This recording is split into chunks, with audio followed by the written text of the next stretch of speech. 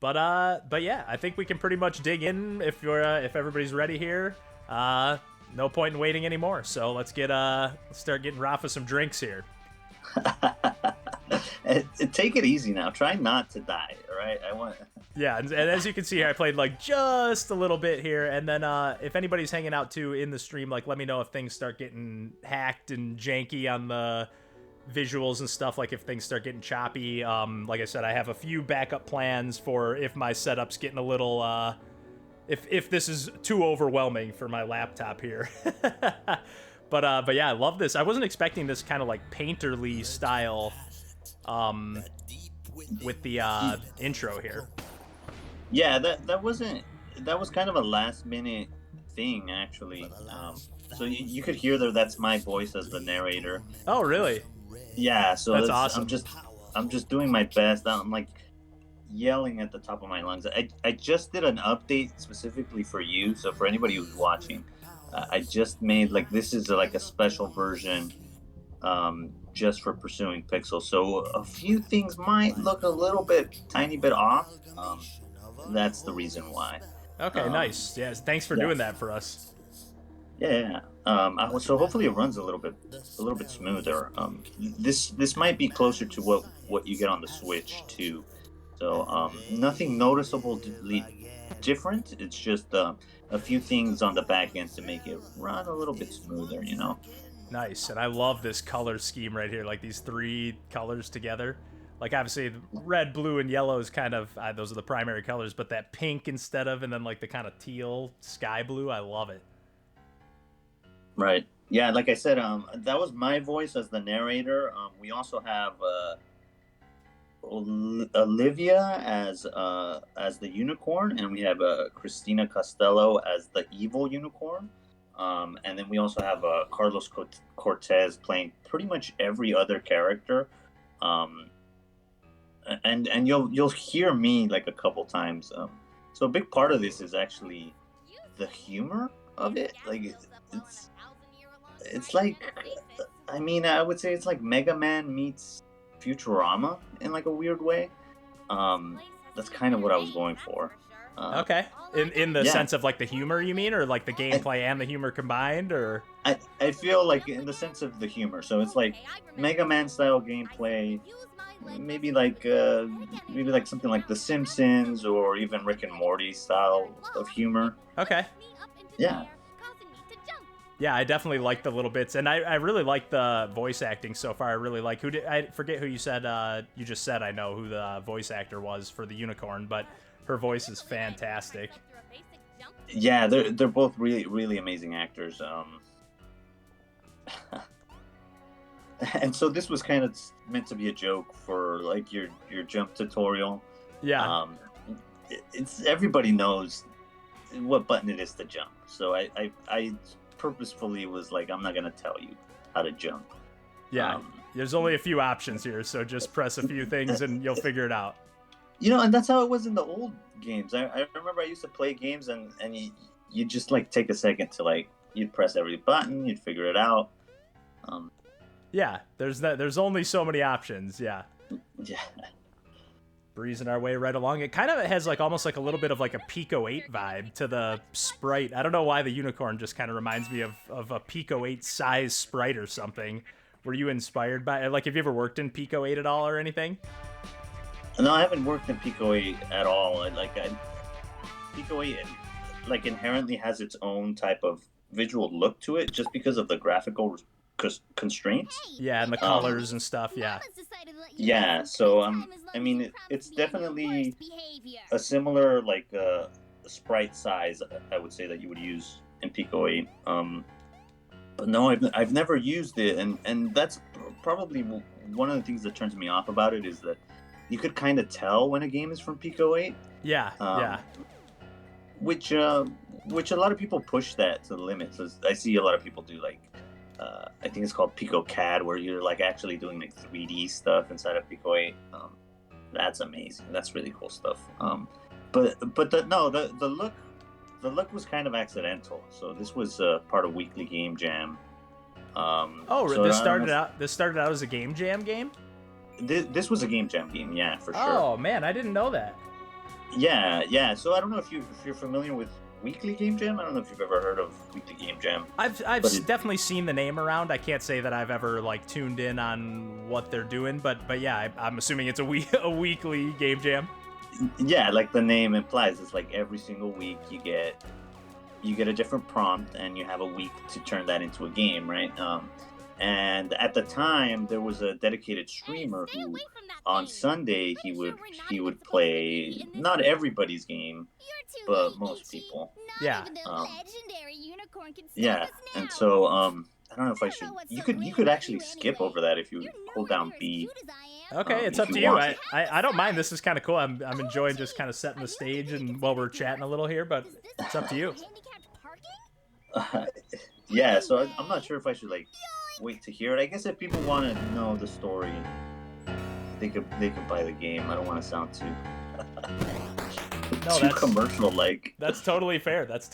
Yeah, and that's how I do my videos usually on YouTube. I'm like, all right, skip the intro, skip the whatever. Like, let's just get straight to the action.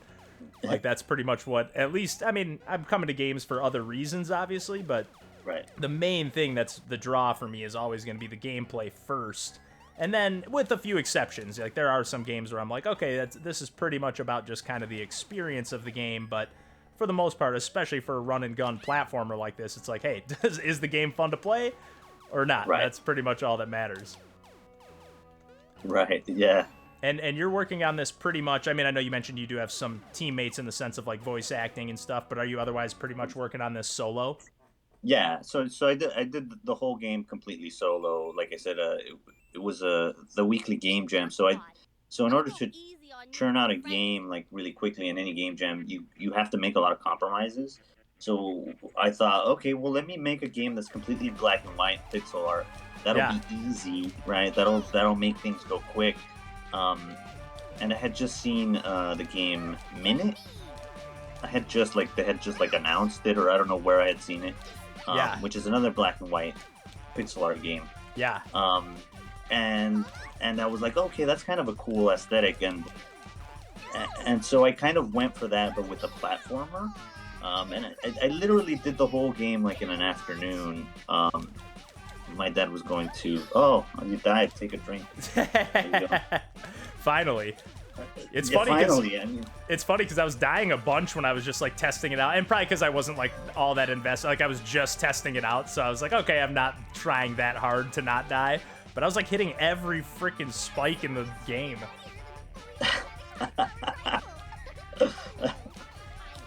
Oh, you died again. Okay, all right. You're trying to get me drunk. So I was trying to figure out, I didn't realize that I was like, do I have to jump over this enemy, or can I run through them? But no, I think I have to jump over them, yeah. Yeah. Yeah, you can't run away. You can't just hide in the corner like that. Here we go. Oh, shit. Come on. Come this way. Yeah, I really like the glitchy effects as well. River Bottom, I'm a big fan of. Again, that was kind of what caught my eye initially from the game. Was so you're saying this started out entirely as black and white, and I know like the game kind of gets in that direction after. I know I just remember seeing you mention on social media at some point, like the game starts in full color, but after a certain moment, maybe even this moment right here potentially,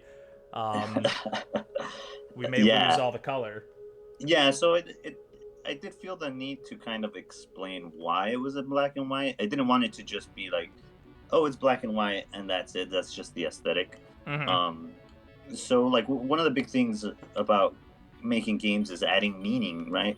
So the game is it's a lot more compelling if it's not just like, oh, you win or you lose, right? It's like your character wins or they die. That adds more meaning. Like, oh man, I don't want the little unicorn to die, right? Right. So just giving a little bit of context like that can make the gamer feel a little bit more connected, if that makes sense. So I wanted to explain why the world was in black and white. I didn't want it to just be for no reason, just because it looks cool. Yeah, right. That's the reason, but I wanted there to be an end game. Right. I really like that, yeah. Let's see. So you can't wall jump, no double jump. So shoot, might have missed my chance to get those coins up there. You did, yeah. Ah, shit. And I like how it's like, I know you said later in the game, especially some of the levels get quite a bit larger and get into like almost like Metroidvania status, but I like how it's like a more level-based linear experience, at least for my taste. That's just more preferable to me.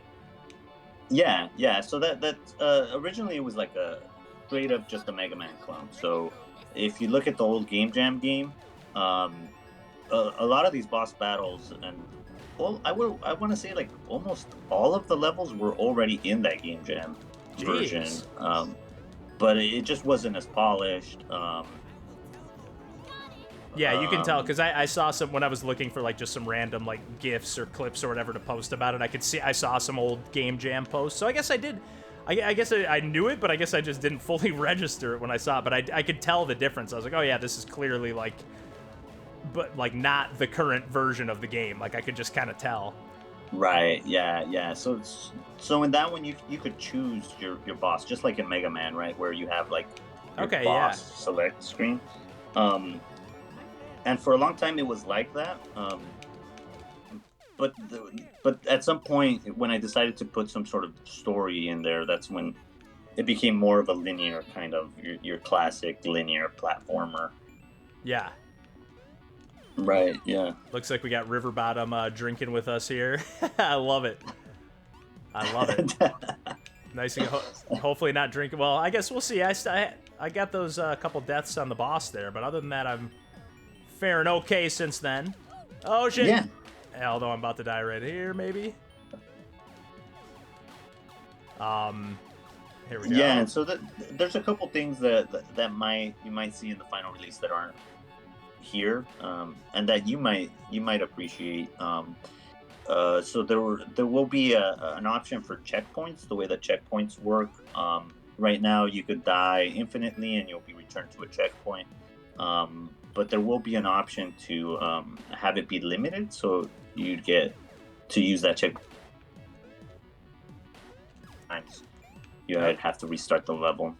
Okay. So like a limited, like a kind of like an arcade mode, sort of, for lack of a better term. Like, okay, this is like the limited credits mode. Yeah. So for people who want more of a challenge, Yeah. I like that. I like that there's like, and just kind of straightforward. Like, hey, these checkpoints are infinite on this like easier mode, and then they're limited if you're playing on tougher difficulty. Right, and then if you do need it to be a little bit easier, so you could just go into the pause menu and there's infinite ammo, although this gun always has infinite ammo. There's also invincibility. Oh, nice. So you definitely thought about like, hey, this is a challenging game, but if you just want to blast a bunch of stuff with a cute little unicorn without, worrying too much, you can do that as well. Yeah, and then there's also auto firing. So right now you got to press the button over and over to fire. Some people don't like that, or some people like me, like I struggle with like my wrists hurt a lot. I get like carpal tunnel in my wrist. So for me, I end up turning all of those features on whenever I play, because it's just more fun for me. Yeah, I know what you mean, especially, or even if it's just like certain levels, if you're like, oh man, this level's way more challenging, or this boss battle, like maybe I want to turn on that auto fire so I don't have to mash the whole time and I can just focus on jumping. Exactly. Yeah, exactly. And these types of things come from playtesters, watching people play. I got to go to a couple of events and show the game off, and sometimes little kids would come up and they would play great. Sometimes adults would come up and they were terrible at the game. So I actually ended up programming in those features on the fly. I was like, wait, don't go away. It's like, they were like, oh, it's too hard. And I'm like, don't go away. And I just quickly put together some like really quick code for them. And then they went from like, I don't like this game to like, I love playing this. That's awesome. Well, not only, number one, you took their like, advice, or not even advice, but just feedback, and saying, hey, like, hey, I don't want to lose players. So like, it benefits everybody essentially, hey, these people now got to experience a game that they thought looked cool in the first place. That's obviously why they came over to look at the game. I'm sure it caught their Yeah. eye, you know, and then they were bummed, like, oh man, it's like, not that this was the first game to do it, but you know, Celeste, I think, did such a great job of kind of setting that standard of like, hey, this game is meant to be a brutal platformer, but if you just kind of like the environment and the music and the vibes and you just want to experience it, there's a bunch of options for you to do that. So I really like that games are adopting that and not making like an easy mode, like just making it, I feel like it is more flexible for the devs instead of trying to make like an easy mode, just like, hey, what are some tools I can give the player that would potentially make getting through the experience, you know, anywhere from just a little easier to a full-blown cakewalk for them, you know? Yeah, and exactly like you said, it is a lot easier.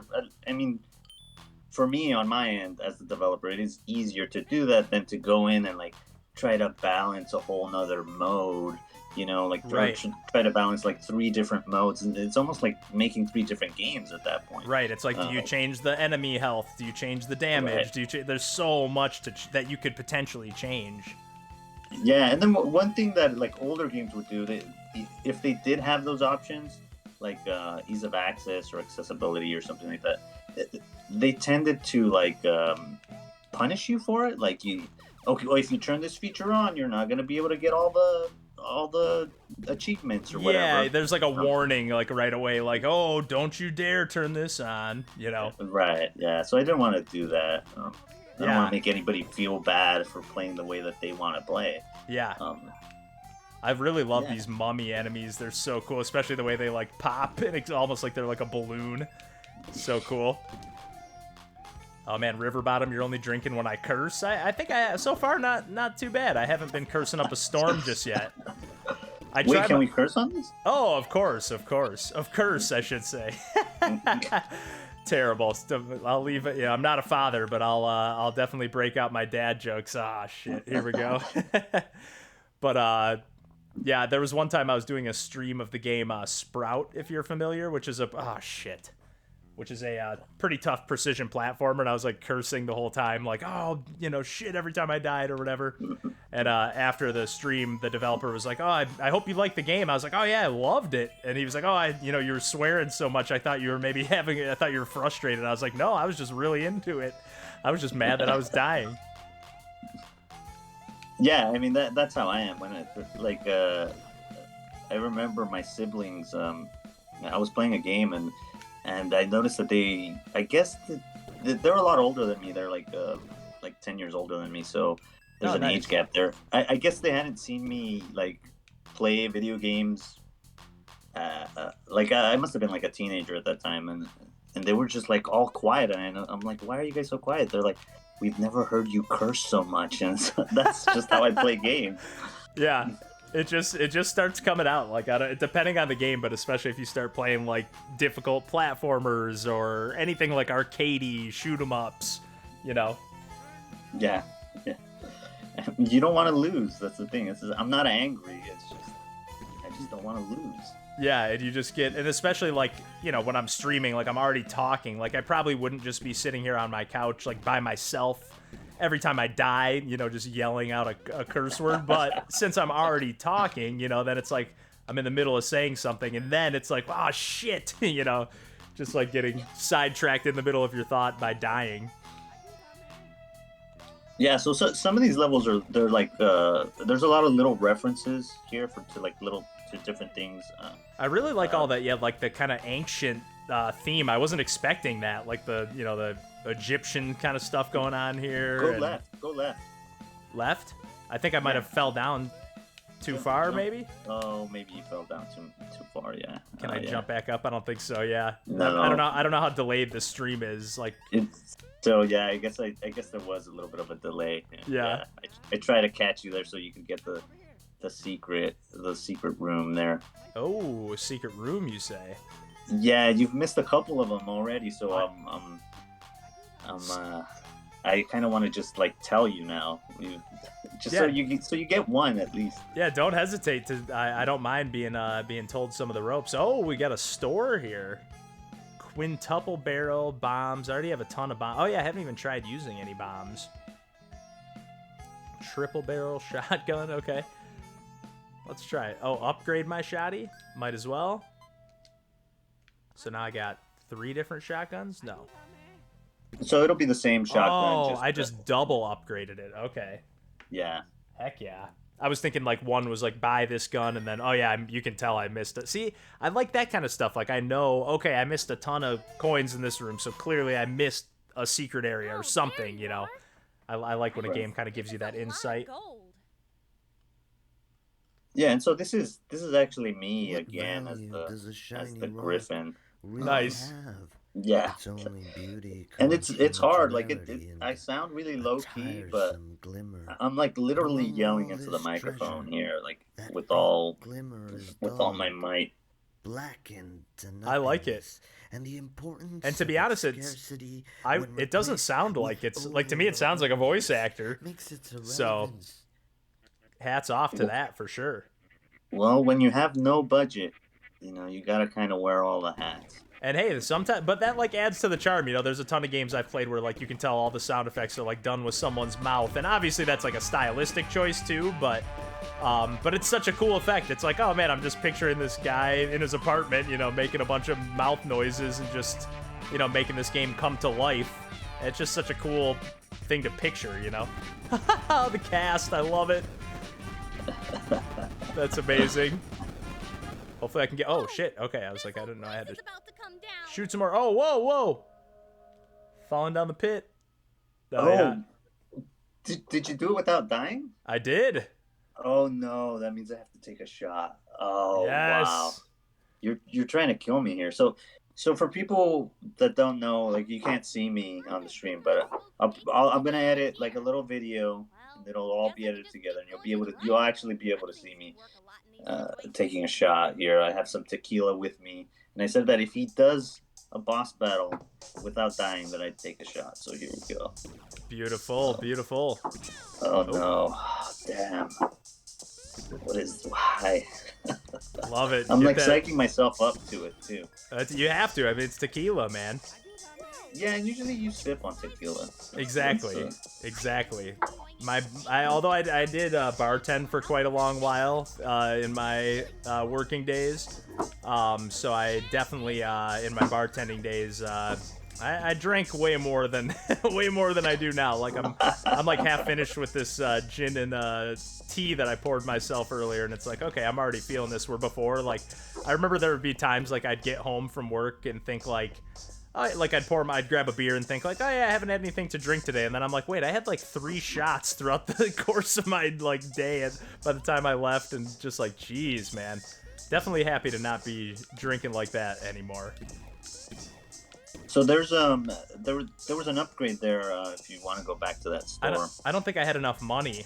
Oh, you didn't have enough. Oh, Not enough right. dough, but I do love that touch. Riverbottom mentioned that too, like the pricing being like 99 cents, and you just kind of having like regular money. Like it's not like some fantasy currency or anything. It's just like, oh, here's your money. Yeah, I mean, I think it's ridiculous that it's like that in real life. You know, that seems like something you'd see in a video game. Yeah. I don't understand why it's like that in real life. Everything ends with 99 cents. Especially since like I don't think I've ever seen something in my life that was like $14.99 and not said like, oh yeah, it's $15. Like it's just your brain automatically does it anyways, so it's they're not really fooling you into thinking it's a better deal or anything. This song is really cool. They're committed to doing it. They're not gonna stop. Yeah, it's just like this is the way it's always been, and it's never gonna change. I really like the chill again, like the fast-paced like action combined, because the way you control feels really like smooth and snappy. Again, I know like maybe the stream might be having like a little small. I definitely am noticing just some minor, and this is just my computer more than anything, like some stuttering here and there. But otherwise, like because when I was playing before, having OBS open and just testing things out, like it plays so smooth, like it feels so snappy. And then to have like these like chill kind of lo-fi hip hop beats in the background going, it's like I love that combination. This was originally I had an asset pack that I had downloaded for the music of this, and I contacted the creator of the asset pack, and he made some custom music for this. Nice. And so that music was like really cool, but at some point he didn't want to really like he didn't want to make like a reasonable deal for the music anymore. So I had to quickly scramble and do something else for the music. Some of those songs, there's a couple songs that I made. Nice. I didn't know you had music chops too. That's awesome. I don't, man. Hey, really man, don't. you clearly do. If you made stuff that you feel confident enough to put in the game, I feel like you wouldn't do that if you didn't feel at least somewhat happy with the result. And so most of the music is there's a couple tracks in there by Nicole. She does a lot of like indie game work. She's really great. If you guys need music, hit her up. She goes by Nicole Producer, I think is her Twitter. Nah, you just killed yourself. I know. I was thinking there was gonna be. I was trying to get to that platform down there, but there was nothing for me to land on. And then the rest of the music, the bulk of the music, is done by a band called Jaggy Fox, which is a local band here, and they were really great about it. Are they by chance the band that you made that mobile game with? No, they're not. So that's another band. That's Tropa Mágica. Because that was like that game and the music for that game. I haven't had a chance to play more than like a second of it, but it was like a really, really cool just vibe. Oh, that's just where I came from before? Or can I get down there to that? I don't know. You can, but you have to so you have to fall on that first platform. On the first platform that falls down. Okay. Right here. Okay. I see. I was thinking that purple like stain was just from like the car. I didn't even realize that was a falling platform. Yeah, so there's also going to be some old school Nintendo Power style maps. I don't know if you've seen me post those, but I posted those like maybe like a year and a half ago. Yeah, I don't think I've seen those. And so they're going to be in the game. So if you want to find all the secrets, I went through each level and I did these Nintendo Power style maps with little like fake side articles and stuff like that. Oh, that's such a cool touch. I absolutely love that. I was not until the end or anything, but I was a long time Nintendo Power subscriber, so that's really cool. I like even after playing stuff like Tunic or whatever, and like with the in-game manual and like the way they had that kind of all stylized, like just little touches like that bring you back to the nostalgia. And even if you're not nostalgic for it, it's just like that's so cool. I love that. Yeah, so that's not, you don't have access to that now, but on release you will, both in a PDF and in game. Nice. That's really cool that it's in game as well, but also cool that you can access it outside a game if you're like, okay, let me study for what I want to try to do next time I play. Well, the reason was because when I was using it, because I was trying to see, okay, well, if I'm using this in the game, how would I use this? And I kind of had the desire to have like a different window open, or I would like having it on my iPad, which is where I have it now. Yeah. And so it just makes it so much easier. Yeah, or if you're playing on like console or something. But again, it's cool to be able to have like if you're playing on console and don't have a computer or phone handy or something, which is hard to believe these. It's hard to imagine not having a phone handy at this point, but inevitably it's bound to happen. So it's just like, oh, I don't want to go. It's charging in the other room. I don't want to go grab it. Oh shit, the recoil.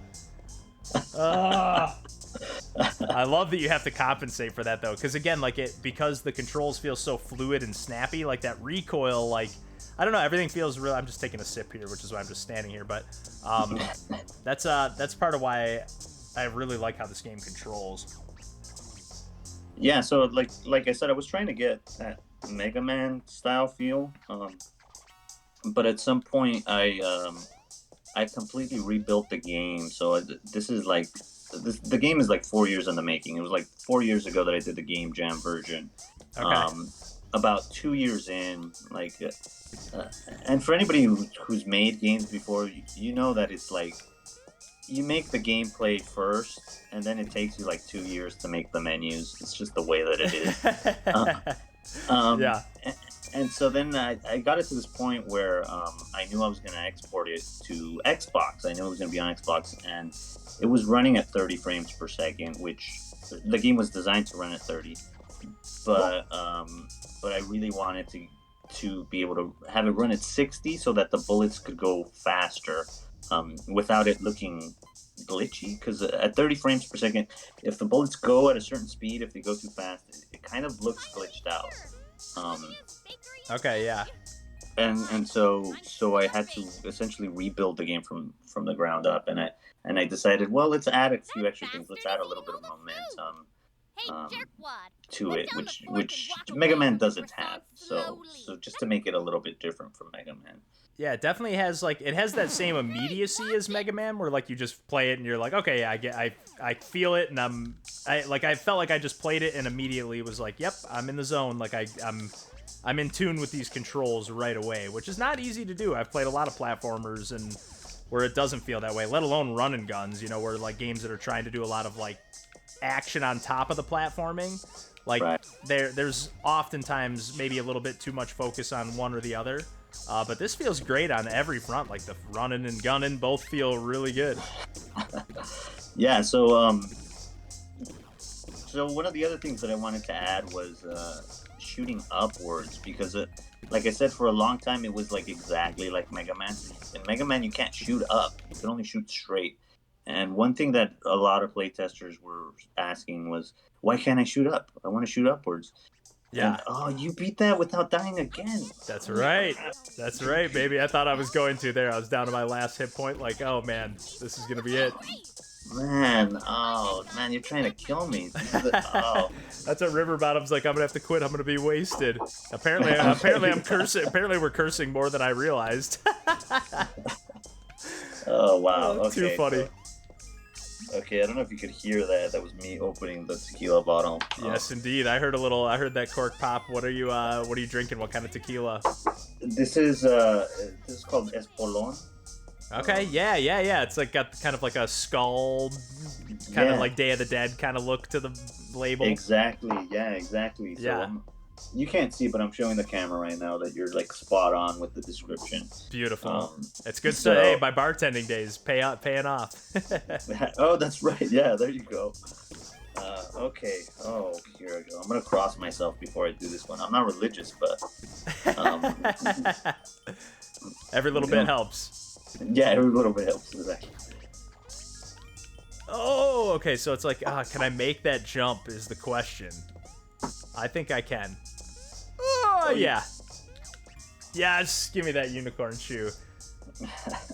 I love the animation for when you're like collecting a collectible or whatever, and the unicorn. I missed. Does the unicorn have a name? Is it just Unichrome, or does she have a name? Yeah, her name is Ichi. Ichi, that's right. That's right. I have seen that either maybe just in tweets, because I don't think I picked up on that while I was breezing through. Okay, these are. Yeah, if you go through the story mode, if you go through the story, if you listen to all the cutscenes, oh yeah, you got to be careful with the recoil there. Yeah, and I even just got like the cooldown on the made the recoil less powerful, but still. Yeah, so you already got the unicorn shoe. You don't have to get it again. Okay, nice. Yeah, and she says it all the time. She's always like, "I'm Ichi the unicorn, and I'm badass." She's like, she has like this huge ego kind of a thing. Yeah. Yeah. Big personality. I like it. I definitely like it. No, and that's one of the things that I'm struggling to kind of get across to people. Like, it's easy to get the gameplay across. You just make an animated GIF. People could see it. You get a sense for how it plays. And it's super eye-catching, too, with all, like, with the 1-bit, but the pops of colors. Like, it's definitely pretty eye-catching. So, yeah, you can definitely catch someone's attention with that right away, yeah. Oh, do go on. No, but one of the things that's harder to get across is the humor. Yeah. A lot of people don't watch videos with sound on, so it's totally. That I've put like actual sound clips from the game, nobody hears them. They're like, so one of the things that I've been trying to do is trying to get across the humor,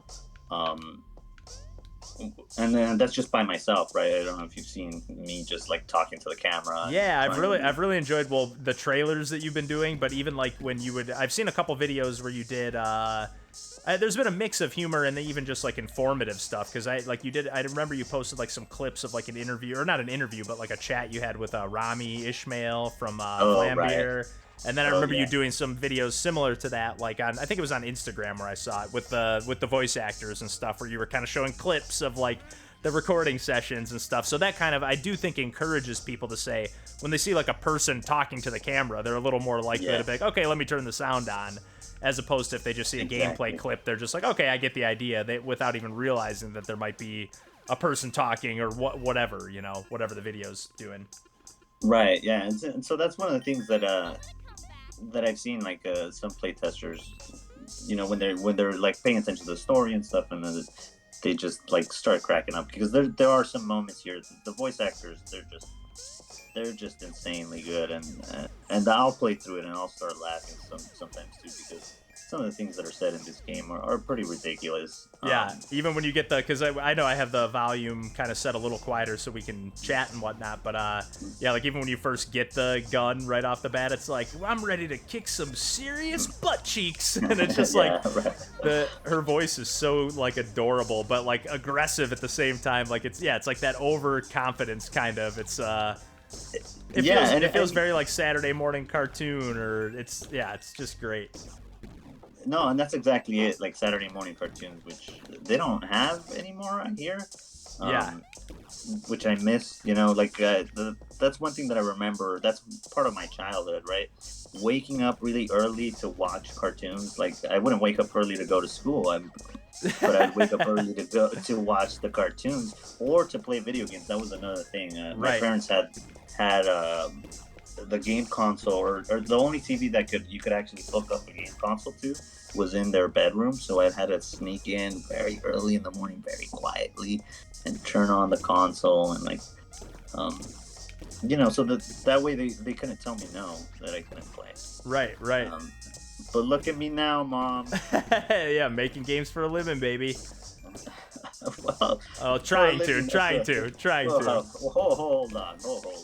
Yeah. Don't get ahead of it.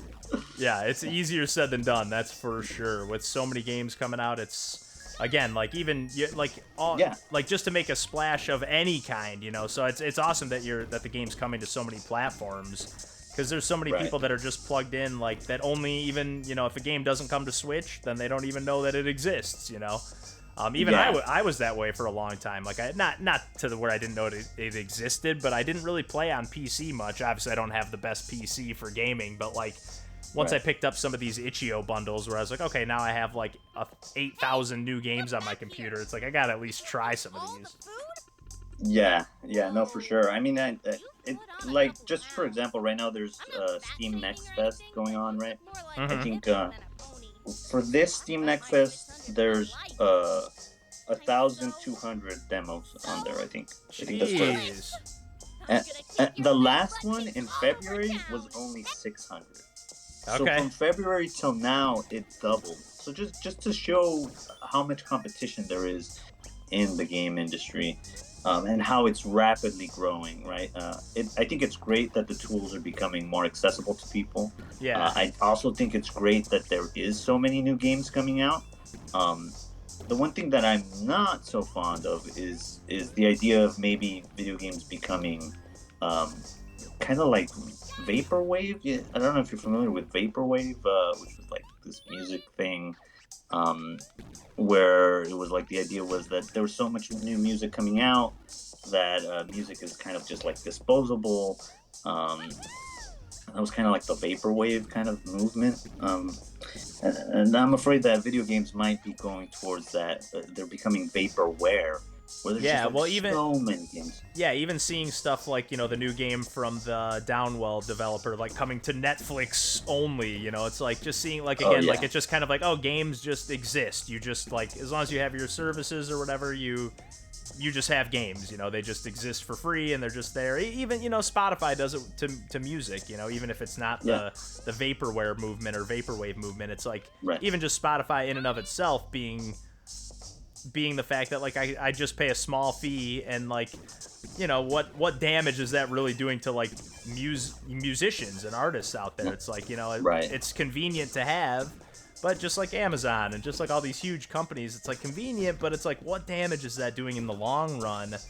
When now, Yeah, because and- even Amazon Prime gives you free games. Like, I didn't even know that for the law. Like, one of my friends Oh, mentioned, they're that's like true. really cool games. Like, I've played some awesome stuff on there. That's like, you know, I'm the type of person that's like, if I really like a game, I'm gonna pick it up on Switch or pick it up on a different platform if it's something like, oh yeah, I'm gonna play this again. You know, it's not like it's not a done deal just because it's on Spotify. I'm not gonna go buy the record. But a lot of people are Right. just are not that way, and I get it though. You know, we don't all have unlimited money.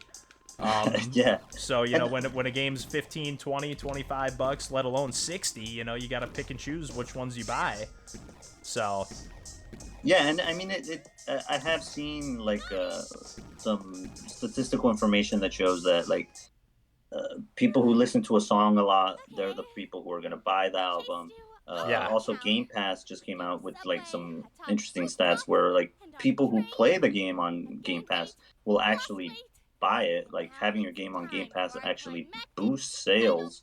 that's awesome to know, because I know for what it's worth, I do that all the time. I treat Game Pass as almost like a rental service. And then if it's Right, like, yeah. again, Switch is just my personal preferred platform. So if it like comes to Switch or it goes on sale, or I just kind of add it on my wish list and just kind of like, you know, grab it when I'm ready to grab it. But it's just like, it gives me a chance to try a game that, like, you know, I wouldn't necessarily just drop $25 on a game that kind of looks cool, but I don't know anything about it and it's a big maybe. Right. But if I play it and try it out, then I'm like, okay, I really like this. Now I'm happy to spend 25 bucks on it on Switch or whatever, you know. Right, So yeah, exactly. I think Game Pass, obviously they don't offer this cross-platform to Switch, but like I think a game is active on Game Pass, like I'm pretty sure you get like a 20% discount on the game, if I'm not Oh, mistaken. Like if I was like, oh, I really like this game, I want to pick it up, like I can get it for 20% off if I buy it while it's on Game Pass. So I think they do kind of incentivize you to buy the game. So Yeah. I mean, yeah.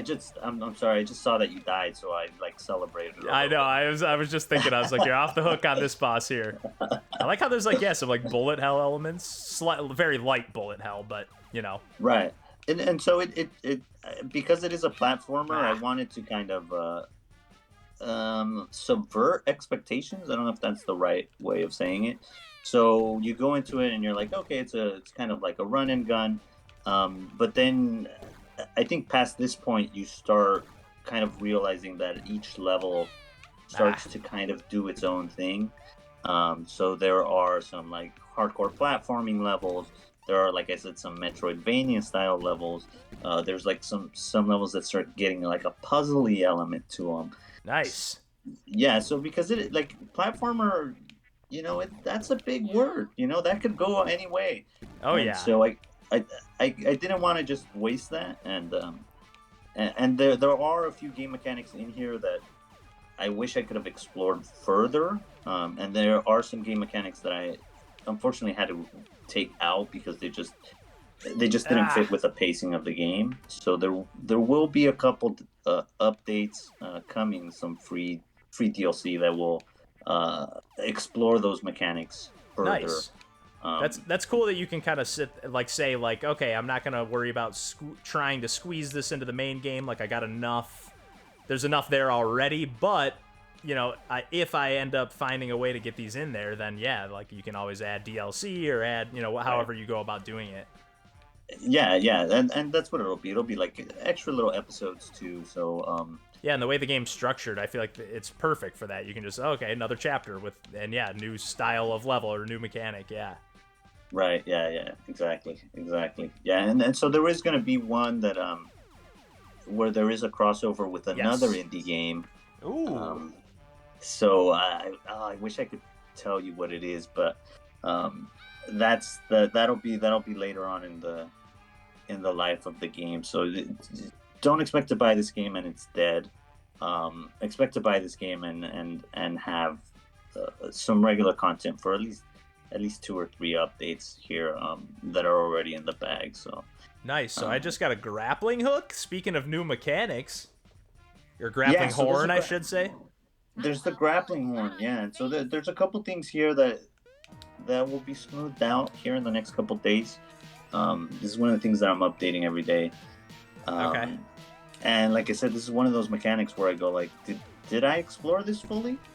Can we make a standalone DLC that's all just grappling hook? Yeah, yeah. No, And I mean, you know how grapple people dog. are about Grapple Dog. You got Rusted Yeah. Moss coming out. Yeah. I was gonna say soon. I don't know how soon, but in the works. But yeah, I mean, I think anybody who likes video games is a sucker for a grappling hook. Whether it's a Spider-Man game, you know, I know that's not a grappling hook per se, but I mean, it's the same thing. Yeah, yeah.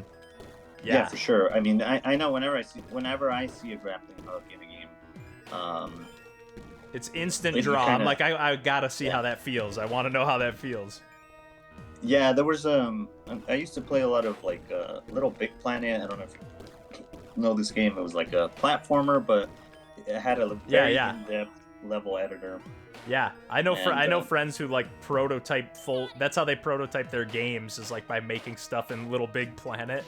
Oh yeah, oh yeah. I mean, that's not a game. It's a game engine for sure. Yeah. And you know, I had a very active community, and people would would ask for updates. One of the updates was a gun. They ended up putting a gun in it, and that was amazing. And then one of the things that people were always asking for was the grappling hook. And I just, in my mind, I was like, that is a terrible idea. But then when they added it, it was amazing. It was like the best grappling hook ever. Yeah. And it always is. I mean, the grappling hook, it just adds another level to things. It's always really fun. It's in almost every. I think the only game I've ever not been a huge fan of the grappling hook is Super Metroid, and I know I'll take that with like I know that's blasphemy. I'm not the hugest fan of that game. I really just don't like how Samus feels to control in Super Metroid. It's always feels a little off to me. Am I stuck in here? I think you should be able to jump and grapple. Or no, I'm on the wrong item, I think. Because now I'm back to the bombs. What's going on here? Yeah. So if you hold down the bomb button, you can switch. So this is the grapple hook? I think so. I'm like on a delay, so I'm pretty sure, but I think it's for some reason it seems like it's not working. But yeah, when I was holding it down, it's switching. Yeah, I think you should be able to get out of there. If not, then that's something that I have to. Fix. Yeah, it seems like I'm not. For whatever reason, it's not triggering. Yeah. So we'll restart the level here. No biggie. Yeah. So Go ahead. There's also extra options. There's an extra options menu, and that lets you activate a level skipper. Oh, nice. Maybe I should have told you about that at the beginning. I just didn't expect there to be anything that would any reason to skip a level. But but so there is even that. There's going to be a little bit more extra options that I want to add to it. But it's a process. Like I said, the game's not just going to be out and it's dead and then that's it. There's going to be. I care about this too much to just. Yeah, it's obviously a labor of love. Anything you've worked on for 4 years, because I feel like it's so easy. Whether it's I don't have a ton of experience other than just noodling around with a friend one time on a video game. But even with music, it's so easy to just kind of like abandon a project and be like, it's like almost there, but it's just I don't know what to do with it, and just kind of just move on. Even though you've worked on it for so long. So to know that you've like been dedicated to the project for so long, it's like. Well, it's like that says something. That's one of the most difficult things is knowing when to end something. Yeah. I think Da Vinci said that like no painting is ever finished; it's only abandoned. That's a great quote. Yeah.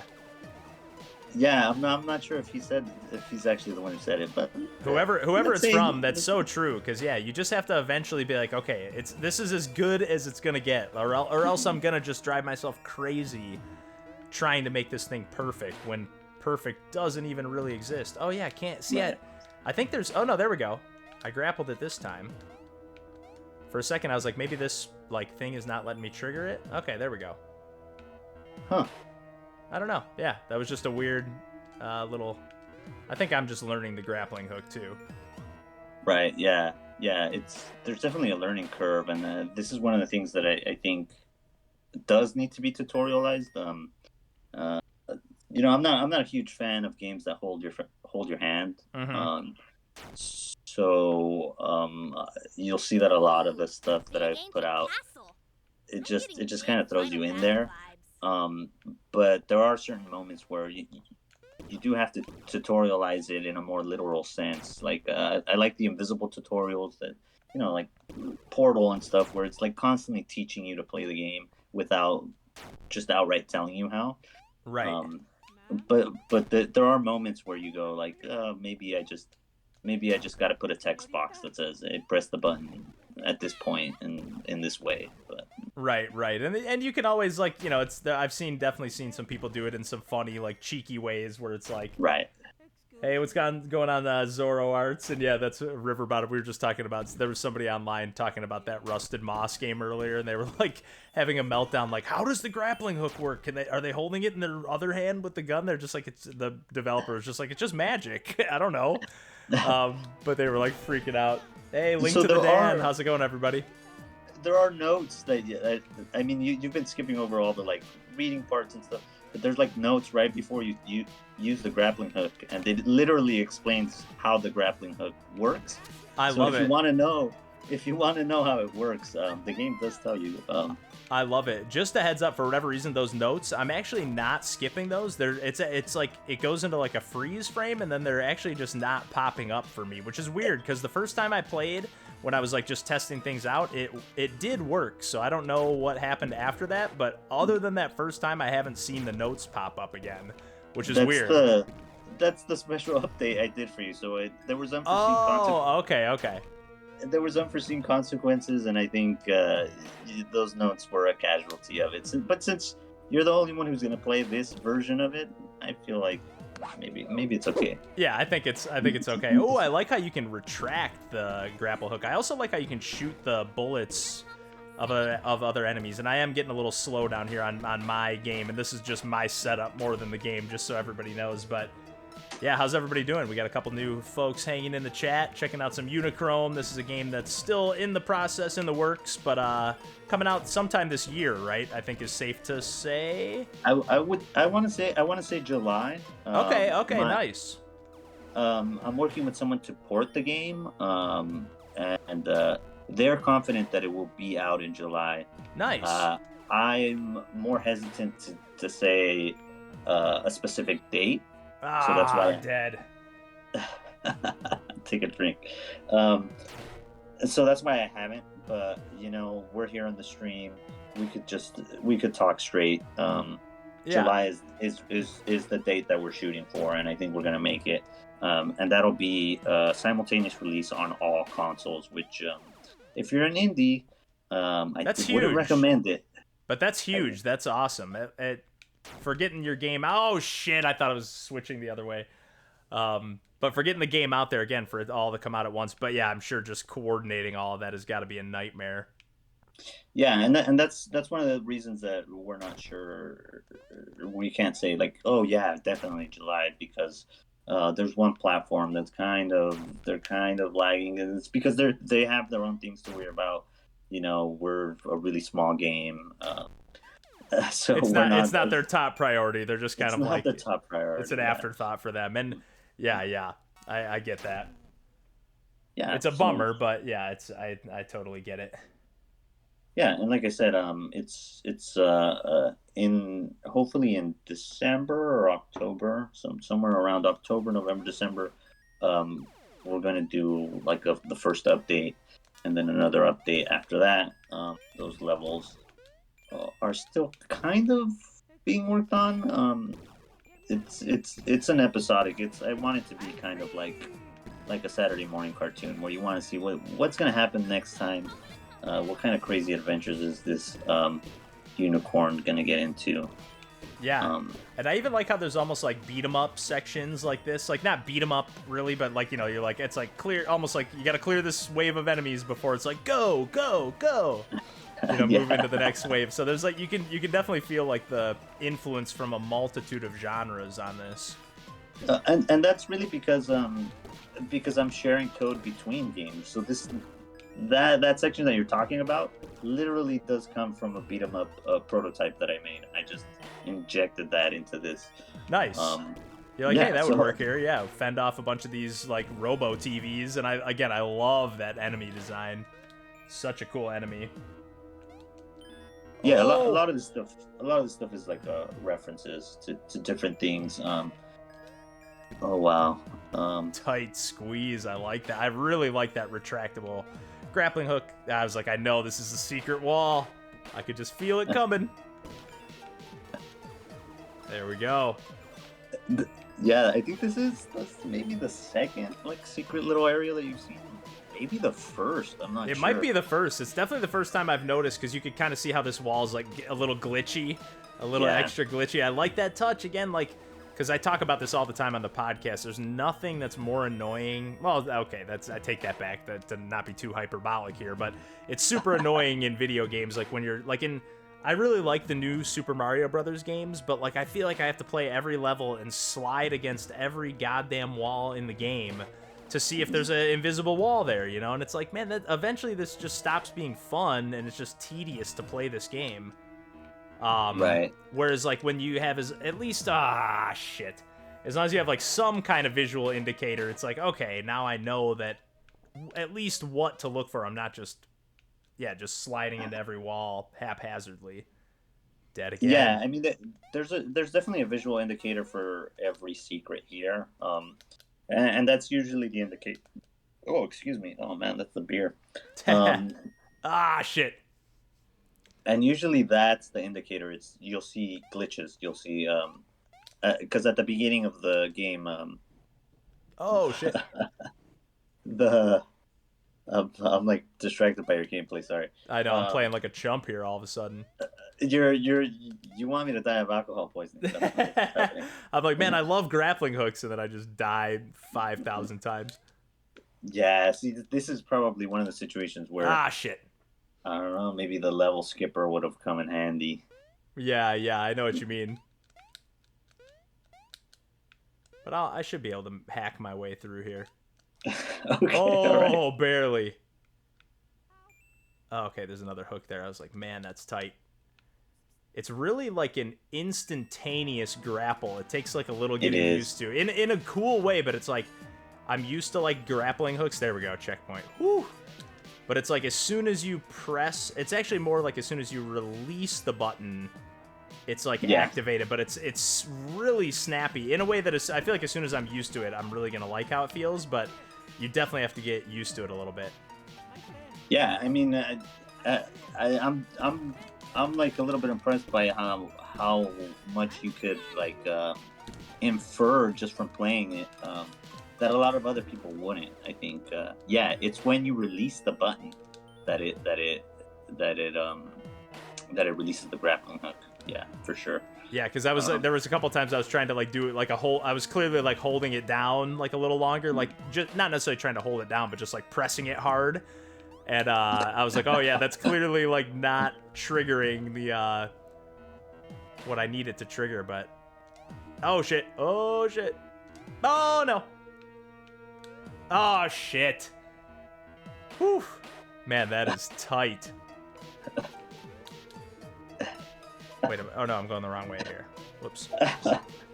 I'm sorry. I'm like, I'm laughing at you. That's totally fair. That's what I'm here for. I'm here for your entertainment. Just to die up a storm. No, I mean, you probably don't know how nerve-wracking it is to watch someone play your game, or maybe you do from doing these interviews, but I am a wreck watching people play my games on live like this. It is really difficult for me. Like just because you're noticing all the little things where you're like, shit, that's not working like it's supposed to, or yeah, that's why, because I notice every little thing, and I just want to like change it. I just want to change it as you're playing it. Yeah. Which, like I told you the story, like I've done that at when I'm showing the game live to people. I will change the game in front of you because it's just, that's just how, I have this weird kind of a feeling that I want to like just control the game in this weird way. I don't know. I can't explain it. Or you want to control someone's experience, like, or not control their experience, but like as soon as you see something that could be hindering their experience of like their enjoyment of it, it's like, no, that's not how it's supposed to work. Like, right. That's, you just don't want anything that. Yeah, I don't know how to explain it. It's just got to be nerve-wracking. No, that's. I think you nailed it. Is like you want to be in control of their experience. Yeah, I think so. I think as a creator, that's what you want. You're aiming for a certain experience, for a certain feeling, for a certain emotion sometimes. Yeah. And when it's clouded by something, for me anyways, it's just becomes so unbearable. It's like it just becomes like, oh wow, like.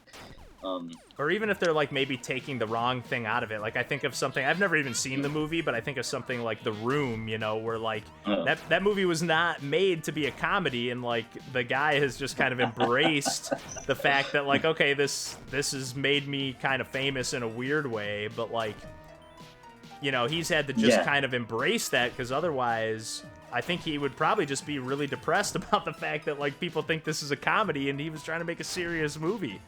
Yeah, I mean, I think that's true of like any art form. I think you nailed it. Man, you nailed it with that analogy there. But with any art form, whenever something is very intentional, that's when the art is good, right? Right.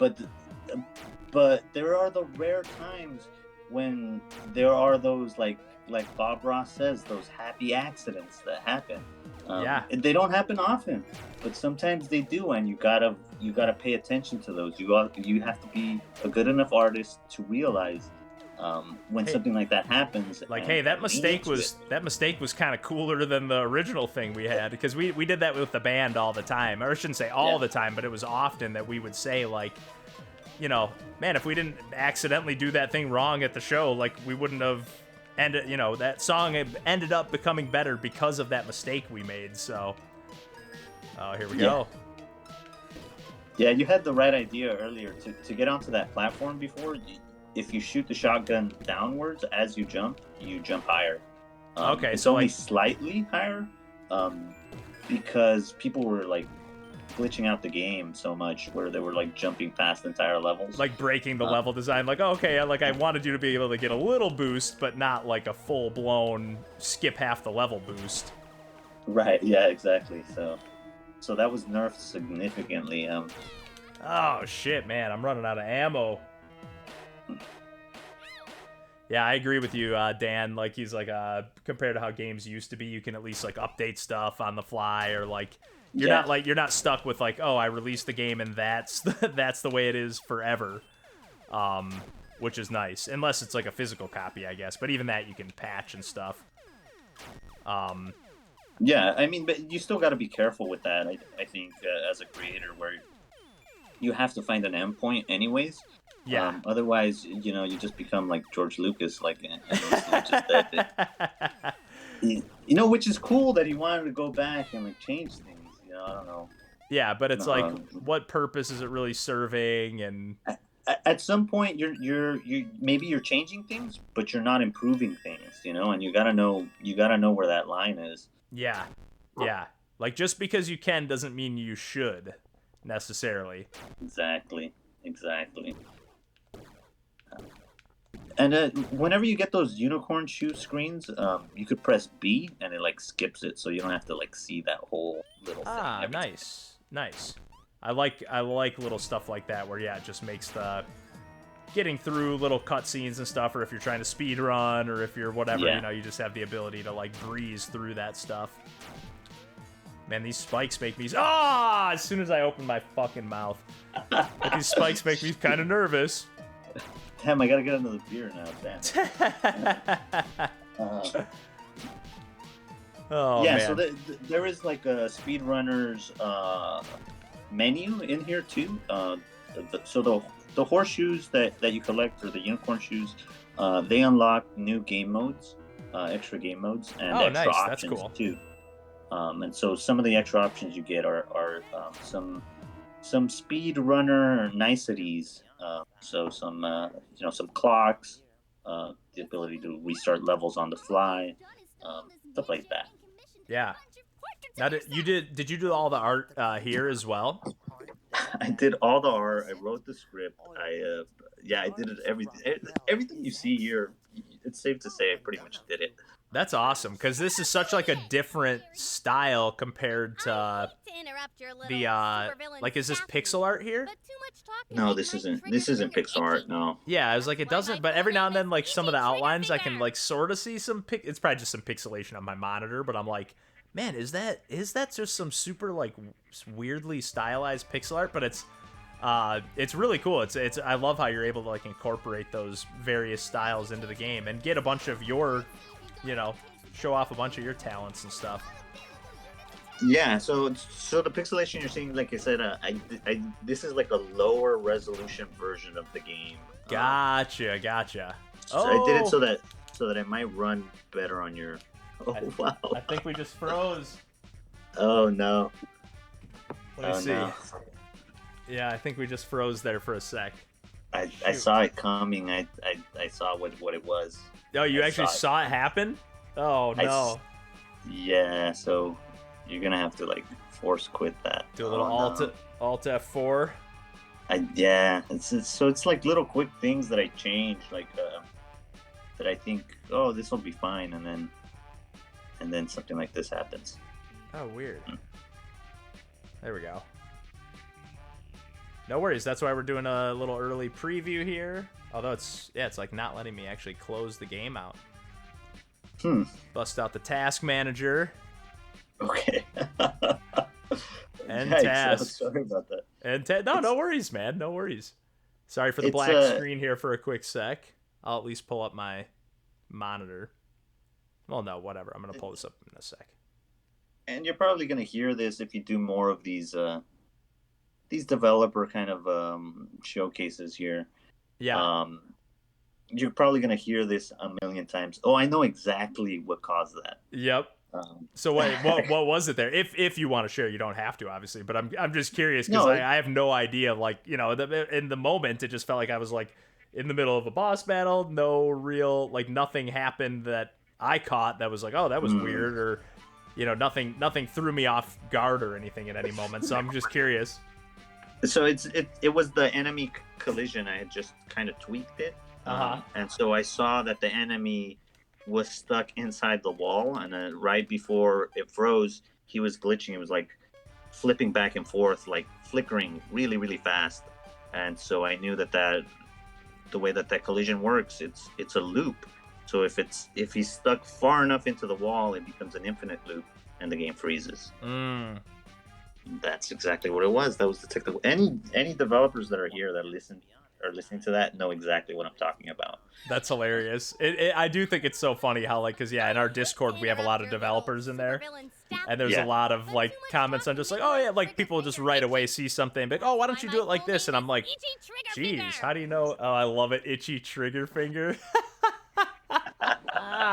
That's great. I'm glad we redid that because I missed that the first time. That's hilarious. Because the writing, but the little bit that I played just from the intro, seeing, and I haven't been paying as much attention right here compared to before. But it's really great. Like, it's the writing is really, really just really funny and humorous. Which again is not easy to do. I often find that humor in games really falls flat for me very often. I'm usually just like, man, that's not funny at all. Like, and it's almost like painful. Like, it's not funny, and it actually makes me like the game less because I'm just like, man, the people who made this game thought that was funny, and it's just like leaves a weird taste in my mouth for some reason. So it always feels great when a game is like, oh yeah, that was supposed to be funny, and it doesn't have to make you bust out laughing, but just like, okay, it was meant to be funny, and it kind of was funny. That's all I need. Yeah, no, I totally agree. And it's weird to me to see how, in a lot of ways, writing in video games, a lot of the times, even in AAA games, especially in AAA games, I feel, writing hasn't really improved that much, and I feel that way sometimes also about voice acting. I'll be playing a AAA game and I'll see a character and they sound robotic. The line is just like terrible or it's not funny. And you Yeah. go like, oh man, like you had time to test this, you know, like in a way that movies don't. You know, you have playtesters, and you could see, are they laughing when that happens, or are they not laughing? And Right. so a lot of the script, uh, I want to say like half of the script was cut out for that reason. It was like it didn't flow right. People weren't laughing, and I worked it until I consistently would get people to play it, and they would just laugh throughout, and their laughs would get louder and louder as the game Whoa. got. Yeah, this is crazy. Oh, dash through the air, horn first, not sure. Okay, I see. I wasn't expecting to get like new abilities. God, you guys are really Yeah, there's a bunch of weapons that you get. There's a Stand down. bunch of different items. Yeah, There's, I was expecting like, cause I've seen like you show off like the flamethrower and rocket launcher, so I was kind of expecting like it to be a bunch of weapons, but yeah, I wasn't expecting like grappling hooks and dash and stuff. This is awesome. Yeah, no, yeah. I'm gonna put that on the back of the box. Heck Shrimp yeah. Pixels. This is awesome. Heck yeah, little decapitation station right here. It gets a little. I know. The game's rated T for teen for a reason. I like it. Yeah, teenagers, baby. PG-13. It was gonna be a lot worse before. There was gonna be like some actual gore and then some F bombs. Yeah. But I felt it didn't need it, and then there was even one enemy that had like really big boobs, and then so that's not in the game anymore. Yeah. But yeah, the idea with the story was to have a storyline that as an adult you could appreciate, because a lot of times you'll play a platformer and the story is like for children, and it's like, I'm a 30-year-old man and you know I'm a 30-year-old man. Yeah. So it started off that way, but I felt it didn't need a lot of the extra like F-bombs and stuff like that. Yeah. That's probably a smart call in the long run. Like just like even like one of the things I try to like think of when I'm doing like my videos is like, I don't mind cursing and stuff, but like I don't want to be known as like the cursing gamer, you know what I mean? Right, Like, yeah. I don't want that to be like what you think of when you think of me, is like, oh yeah, he's that guy that just like plays indie games and swears all the time, you know? I want you to be like, oh, that's just like maybe an afterthought, like, oh yeah, I wish he didn't swear so much, and like that'd be like the worst you think of it, you know? But yeah, I mean, it's also like an easy way out. I feel like a lot of the times, like sometimes I'll be watching a show on HBO and I just get this feeling like, you know, it's a lot easier because you could show gore, you can have F-bombs, you can show nudity. So yeah. like it's almost like an easy way out. It's almost like a cop out. Get that like yeah. get a little shock unexpected, like, oh, you didn't see this coming, you know, you didn't see this F-bomb coming in this cute video game, you know. yeah so that I felt like it was too easy, so that's why I took some of that stuff out. Yeah.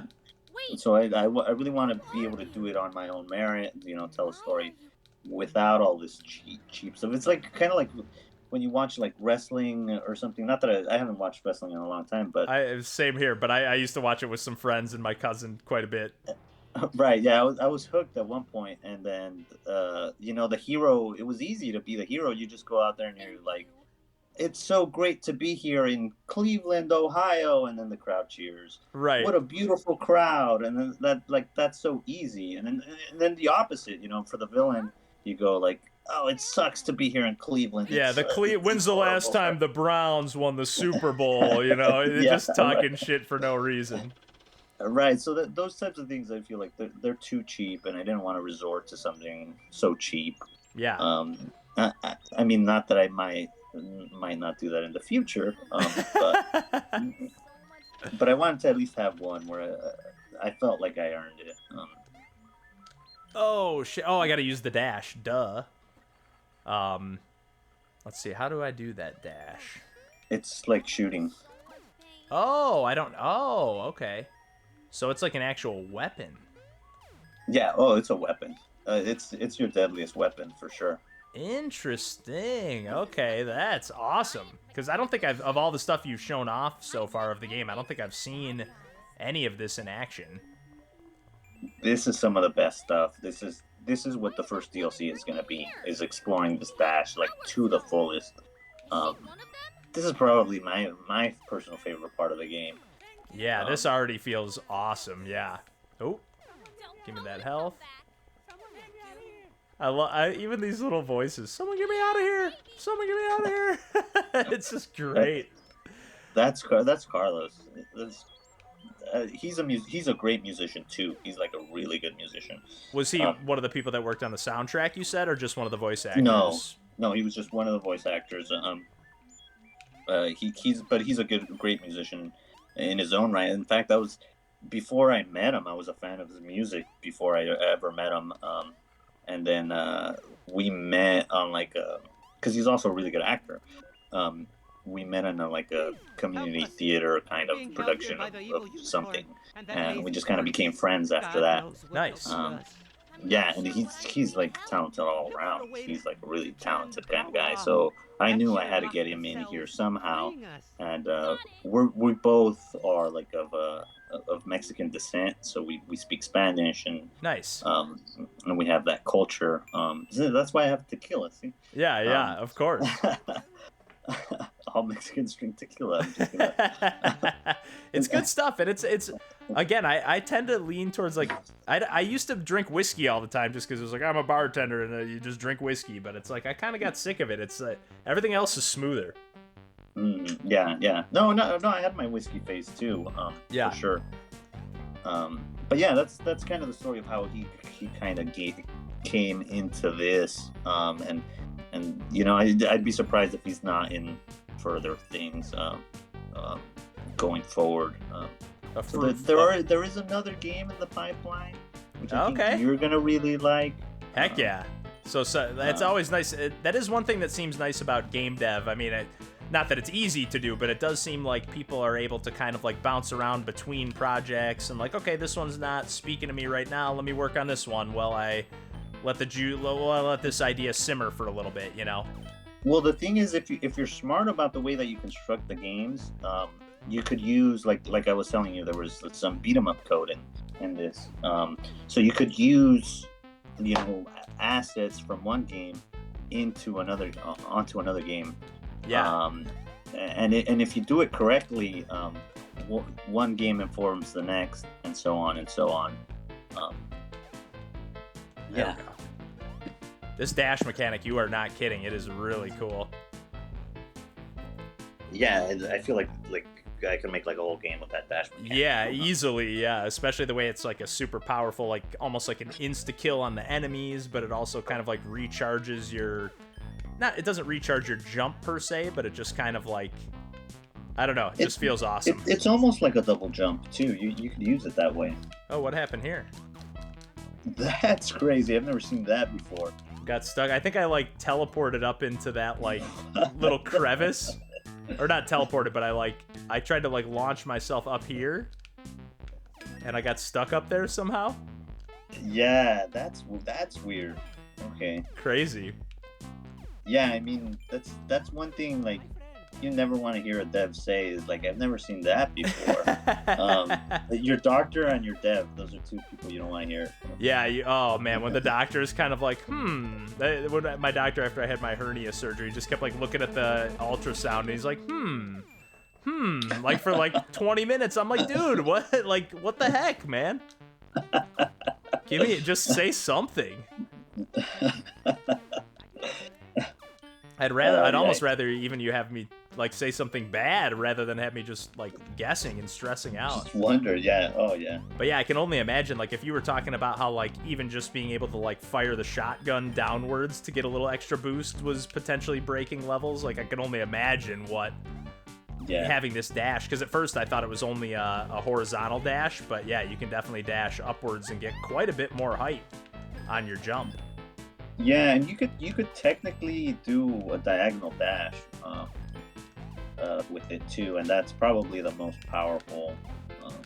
That's probably the most powerful way of doing it. But like I said, I'm gonna have a DLC that just completely explores this dash because it's underutilized in the main story, and it'd be a shame to just never fully explore it. Yeah, like you said, this is easy. There could easily be an entire game and then some designed around this mechanic, and never even give you a gun. You know?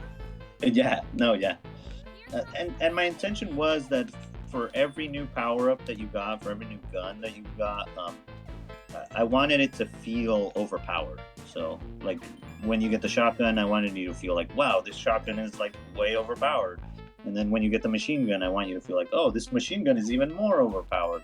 So I wanted to have that progression of the game where you always felt like, hey, I think I'm like too powerful. Go ahead. No, that was it. I was just gonna say you're really nailing that feeling too, because it's like for the most part the enemies do feel pretty much like popcorn enemies in like a shoot 'em up. You know, like the bosses are tougher. There's a few tougher enemies here and there, and a few tougher sections here and there, but it's mostly like it just adds a little more fun to the platforming because you get to mow down a bunch of enemies along the way. You know. Yeah, I'm just reading a couple of these comments here that I didn't get to before. Yeah. Oh, I didn't realize I was in control here. Thank you, my friend. Yeah, I love. Is this a cat here, or what is this animal? A cat and a dog, or some kind of? Yeah, it's a cat and a dog.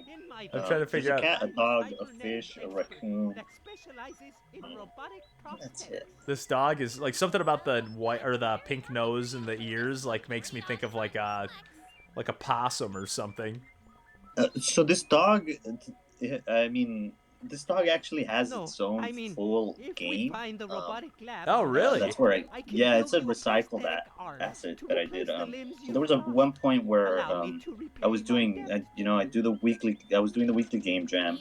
So that means a game every week. And so at some point I decided I'm going to remake old classic games, but with a shotgun. So every game, it's the same classic game, but with a shotgun. Yeah. So I did the classic Mario Bros, where it's just like a single screen, but with a shotgun. I did Donkey Kong, but with a shotgun, and I did Zelda, but with the shotgun. Yes. And that was the protagonist. So the whole point was to recreate the game, and not entirely, but a small section of the game, and have it play exactly like it did in the old NES era. Nintendo Entertainment System era, yeah. And then add a shotgun on top of that, and oh man, some of those prototypes were just like so much fun. Yeah, that sounds like a great idea. I mean, even like look at Shotgun King. They were like, hey, what if Chess had a shotgun? And that's awesome. Like, add a shotgun to anything, and apparently it's a cool video game. Yeah, I mean, it's kind of weird to say, but I'm not a big gun lover. Yeah. You're just exploring areas of the game that are not meant to be explored. I know, it's just like, this doesn't feel very secrety. Yeah, so there's that's shit. Just the shotgun is just, it's just fun. Yeah. And again, especially when you can add stuff like the recoil, and then being able to use that recoil potentially for a slight boost, or there's a lot of versatility. Not to mention like how powerful you can be. Yeah, when I saw Shotgun King, that's what it reminded me of. I was like, how did I not do this? I tried to do Tetris with the shotgun. Okay. But programming Tetris is just not fun for me. It's just like that's not the type of programming that I like to do. Yeah, I mean, I don't know anything. Like whenever I see anybody talking about coding and programming, I don't even see how it could be fun ever. but yeah, when it comes, like, it seems like something like Tetris would be very rigid to design, and that doesn't seem like it would be all that fun. Yeah, no.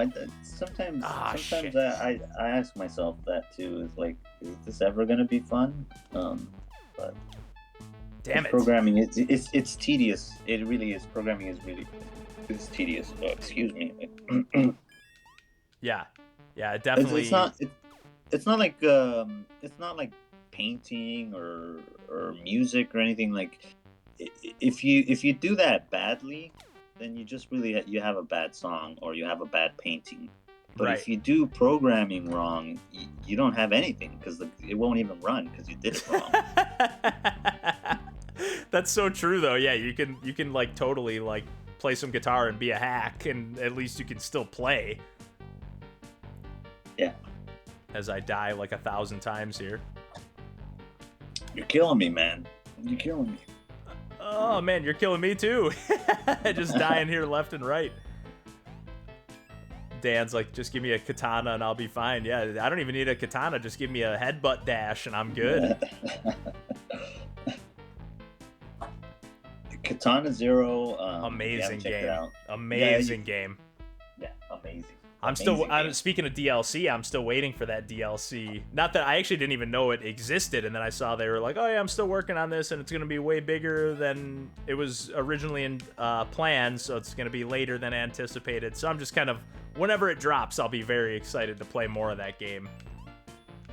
Yeah, and the story kind of left in a cliffhanger. Like, And it was already me- so it's just like, what is going on anyways? So it Right. leaves you wanting to like, what is even happening in this game? right, I think towards the end, I played it maybe like 2 years ago, so I'm having a tough time kind of remembering. But I think at the end he even introduces like a whole new character with his own mechanics. Yeah, So, yeah, like, and it's a for, really like, cool one mechanic. Yeah, I totally remember that. Yeah, I remember thinking kind of the same thing we were talking about here with the dash. Like, oh man, you could have easily like made a sequel to this game and just like had this character Yeah. be the new character, and it'd be like kind of a totally fresh, new feeling game. Yeah, and then that's how I felt too. So I'm assuming that the DLC is gonna be. Oh no! bad. Oh, dead. But yeah, that's a good thought. Yeah, I didn't even think about that, but that would make total sense to have the DLC just be that character fleshed out fully. Oh, shit. No. God damn it. These spikes are deadly, man. Obviously. Yeah, it's funny because I'm on a little bit of a delay, so I hear you die, and then I see your mistake like as soon as. That's so funny. That's what Ando was saying when I did the stream of Spear DX with him the other day. He was saying the same thing. Like, yeah, he's like, I know it's coming, but I just have to wait for you to die, basically. After I hear it happen. I really like how smooth, because sometimes in games like the camera can be pretty jarring, like when it's like kind of dynamic like this. I really like how smooth it feels in this. Like every time it kind of switches to a scene, or when you can feel it shifting, but it just feels very fluid and smooth to me.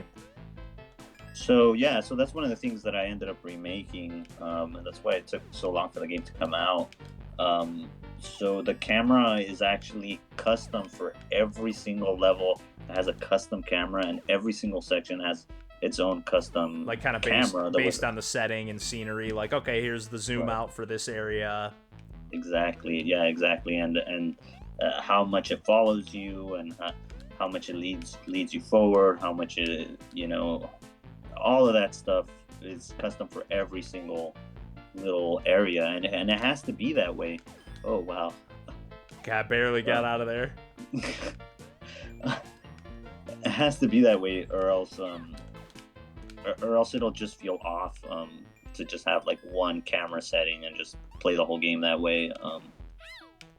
Yeah, there's no real way around that. Stuff like that, like things like that, and things like coyote time and stuff. I think are things that players never think about, but now because developers, like tools for development are becoming so readily available, I feel like even common people are starting to learn about that stuff. Like I feel like coyote time is probably something that you've heard before. Yeah, oh yeah, it's like almost I'm sure not every person who plays games knows it, but it's definitely a relatively common term. And I also love just where the name comes from, like Wile E. Coyote. What a great reference. But it's so true. It is what makes a game. But I do think, again, like, because I think, at least for me, I think I probably learned about it either through like some kind of Celeste devlog, or somebody just maybe talking about Celeste, but really talking about like why the game feels good, and it was just kind of like breaking down a lot of the stuff, and it was like, oh yeah, that makes total sense. Right. Yeah, and I think maybe you might be referencing Game Maker's Toolkit. I don't know Oh if, yeah, maybe they did. Yeah, maybe they just and then highlighted that particular game because I did watch a Right. ton of those videos. Yeah, and he's great too. Like I think Yeah. there's some unsung heroes for indie game development. I think Game Maker's Toolkit is one. Kenny is another. Kenny with the This is assets. the Oh robotics yeah. lab. That's- I was oh, telling yeah, you because about. I don't know if you know this, but Great. Game Maker's It seems they Toolkit, have all that the guy, I parts don't know I his, need. I can't Mark remember his real Brown, name. I want to say. Mark Brown. Yeah. Oh, that's right. That's Stand Mark Brown. guard while I get He's to work. been in the indie game scene for years since I was a little kid. Okay. And You're a gonna have lot to hold of them off like while I work. the reason that I've been able to make any games at all is because of the resources that he's put out there. Like, I don't know if you know this, but he has this website called the Spriters Resource, No, yeah, I've never even heard of it. Yeah. and it's just a bunch of sprites I that have need been more ripped, time. Hold and them you off. can just use them as a game, and not legally, of course, right? Like you can't sell that game. Right. But that's how I started making games. I'd just go to Spriters Resource, I'd grab all of reused sprites, and I'd make my own fighting game.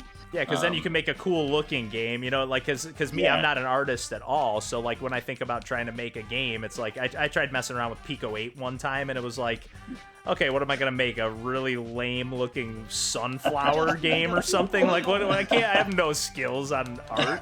I made, like, a halfway decent looking, like, rectangle, sunflower looking thing, but I was like, yeah, I can't animate this. I can't do anything with this, so. Yeah, and then the pixel art is like deceptively difficult, and it becomes more difficult the lower resolution the sprites are. Like Pico 8, it's hard to draw something in those. Yeah, when you're tiny like, little space. you're like, how can I get I want something to look around. Like, how can I get something to look around with this limited real estate? And draw a circle on Pico 8, and I'd be impressed. Yeah. Yeah, but yeah, and so that's the thing. There's like a few like unsung heroes of indie development, and I think Game Maker's Toolkit is one of them. Kenny, definitely another. Yeah. That's awesome to yeah. hear, yeah, because like as somebody from kind of the outside looking in, just like I just kind of liked watching the Game Maker's Toolkit stuff just to get like some insight into how games are made, so like it's Right. really cool to hear that, for me it was like, oh yeah, this is super informative, like as somebody who's never made a game, but it's really cool to hear that it's also informative for people that do make games, and it's like, okay, yeah, this is like legitimate insight. It's not just like insight for total noobs that know nothing about making games.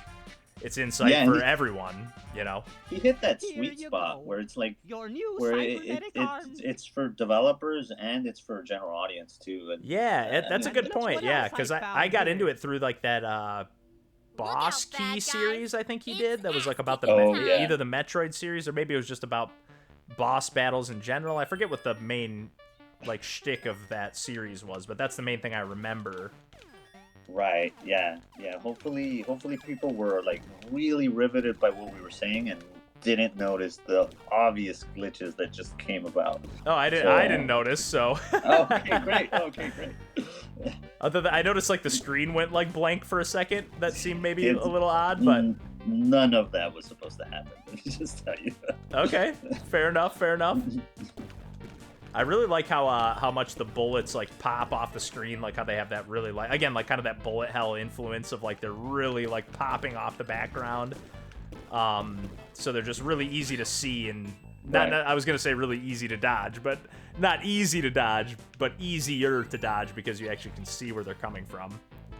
Yeah, and that's another thing that came from playtesters. That's the original version of this game, and if you go back and you play the Game Jam version, which I'm sure you could find somewhere. Yeah. It was really hard to distinguish, enemies and bullets and stuff because everything was just black and white. Right. And so that's one thing that like playtesters were always like, it's when things get hectic, I don't know what's going on. And Yeah. So that's kind of where I kind of was like, okay, I have to add color in some way, but how do I do it in a way that doesn't where I don't lose the whole charm of the game, which is that it's black and white.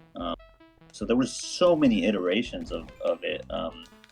There was one version where the whole game was hand drawn, just like how the cutscenes are. Oh, really? Yeah, and the idea was that when you get hit, then you turn into like a 16-bit sprite, like Sonic or something like that. Oh, that's and then cool. you get hit again, and then you become this version of it, so that you wouldn't need a health bar. You would just automatically know your health by. That's a cool idea. I really like that idea. I think it's a good idea too. I wasn't able to make it work for this, Jackpot. This is where they have that's something all that their maybe terrible- I'll revisit. With Maybe this, I like can send if there's a those people sequel, back to that's our village. definitely what the sequel would be. But yeah. So the video games is just iteration, and if you're going by what you think in your mind, where you go like this would make a great game, you're almost 100% of the time Oh, no. wrong. The It's like tortoise. you have to play the game, I'll deal with feel it. what's focus on getting right about it, everyone out of here. what's fun about this Oh. game, and just keep trying new things. I think, yeah, Yeah. my uninformed, my very early kind of philosophy on it. I think that makes total sense. And I really love how these colors are just slowly but surely like popping into the game too. Like not just for the bullet's sake, but like, just as we play further and further. So right now my dash is gone, right? That was just for those stages.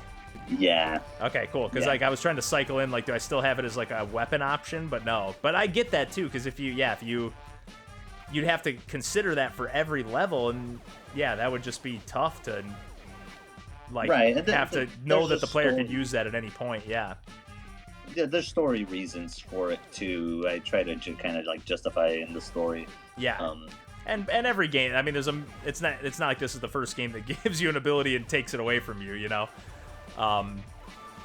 That's kind of a, relatively, it makes sense within a story beat. Like, okay, yeah, you recovered from this, you lost all your weapons, now you, oh shit, fucking fried. Oh man. I wasn't ready for that conveyor belt movement. Yeah, the conveyor belts, man.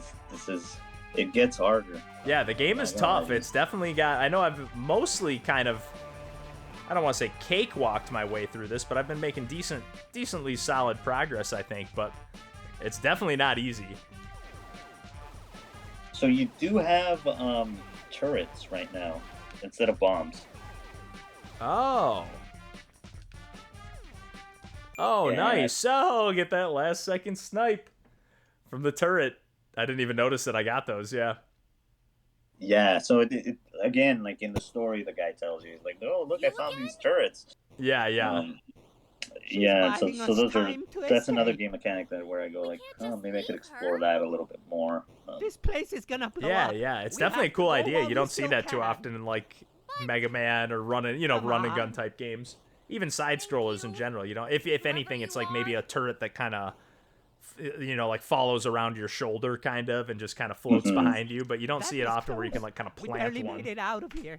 The Yeah, that'd be teleporter great must for have like a been little maybe like a damaged tower because defense it didn't minigame. I exactly feel like. send us to the right Yeah, like a spot. high score, like in Where a are single screen room or It something, looks and just like kind of like we're clear, not too far from the survive village. as long as you can or Should something. just be a short walk. Yeah, Oh. that I might make that. I don't know. That could be pretty cool, yeah. Especially, well, not necessarily, but if it was like a multiplayer mode or something, not to put more work on your plate. Oh, hey, I gotta say, I remember you No. talking about, I don't know if it was this stage, but I remember you making a post like, oh, I'm trying to make a 1-bit stage look like a forest or a jungle or something, and I would say you Oh, that nailed was it this. right here. Yeah, this looks awesome. I love how Yeah. each zone kind of has like a kind of dedicated color that kind of pops. Like last zone was the orange.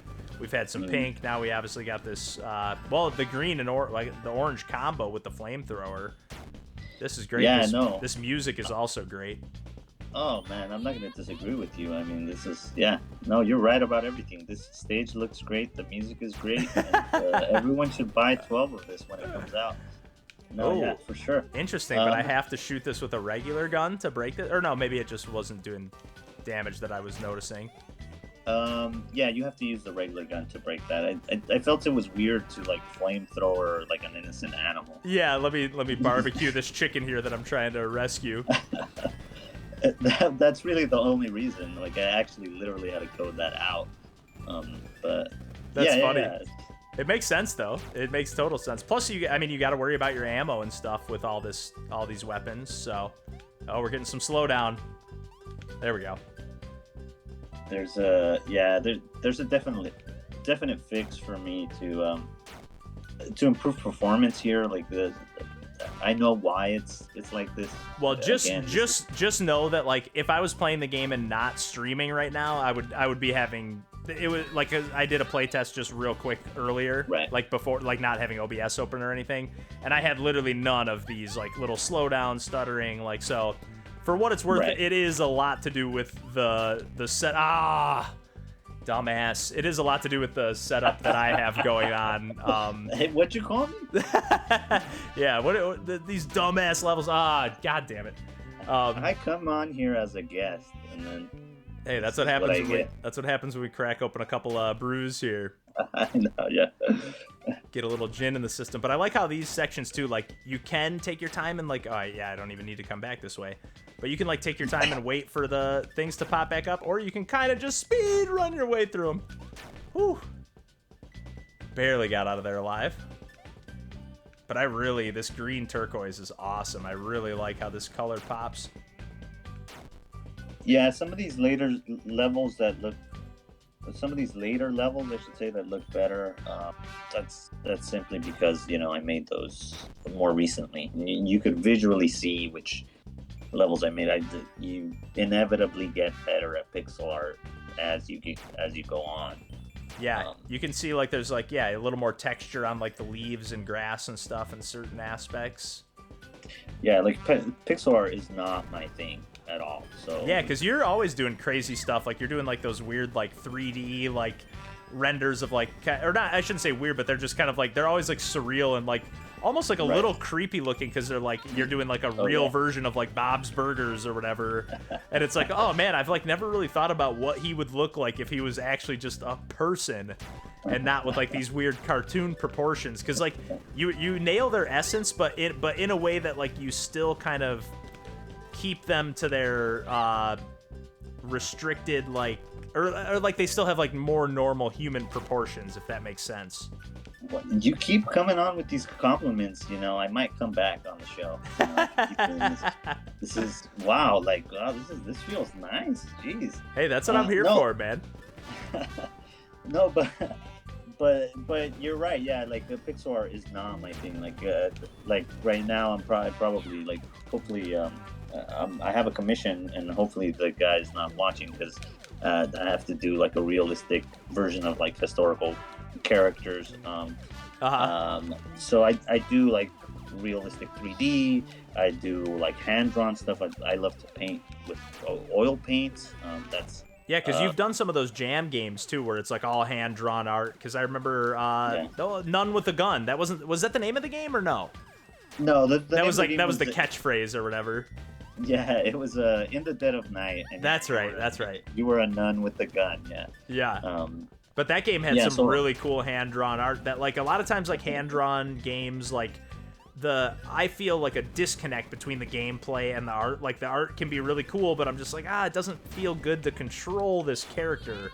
And that game, I only played it for a little bit because I was trying to check out a bunch of those jam games, but it was like, this feels nice.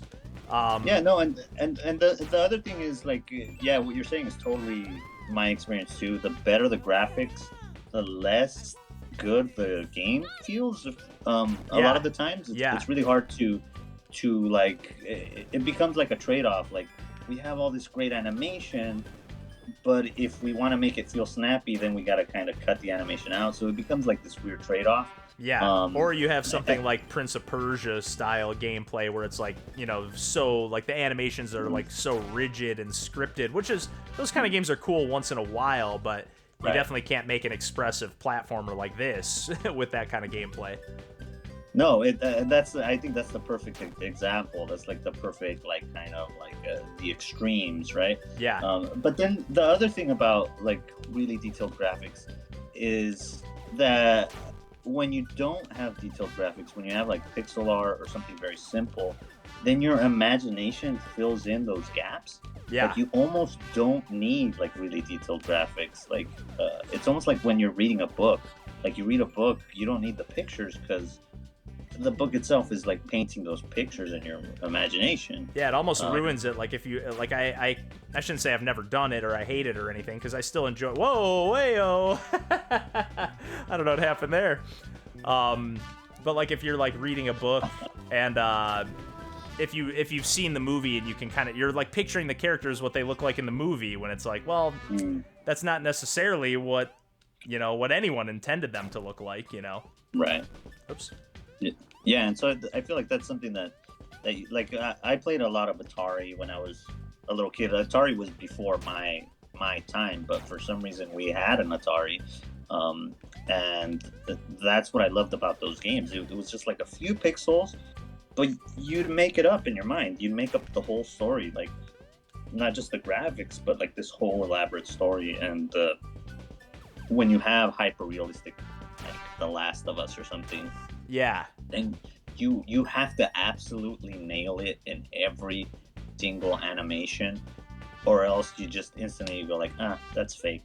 That's lame. Well, even like you can even see like they're remaking Last of Us, and it's like theoretically it already looked good, but it's like they clearly are like, well, we can make it look more realistic because now it looks dated like the old version of the game, even though I don't think so, but I don't think so either. But yeah, when you see stuff, well, even like when you look at like N64, to overly generalize, because there's obviously games on both platforms that hold up and don't hold up, but like on N64 versus PlayStation, like I really feel like Sony oftentimes went for the more like trying to make things look realistic, where Nintendo often just kind of said, we're gonna embrace the cartoony look and just go with that. And those games that embrace the cartoon vibes, at least in my opinion, held up way better visually than the ones that tried to look realistic. Right. Like you go back and fire up Metal Gear Solid and you're like, I mean, Metal Gear kind of works because it's so vibey and whatever, but it's still, it doesn't look great. It doesn't hold up great in the visual department.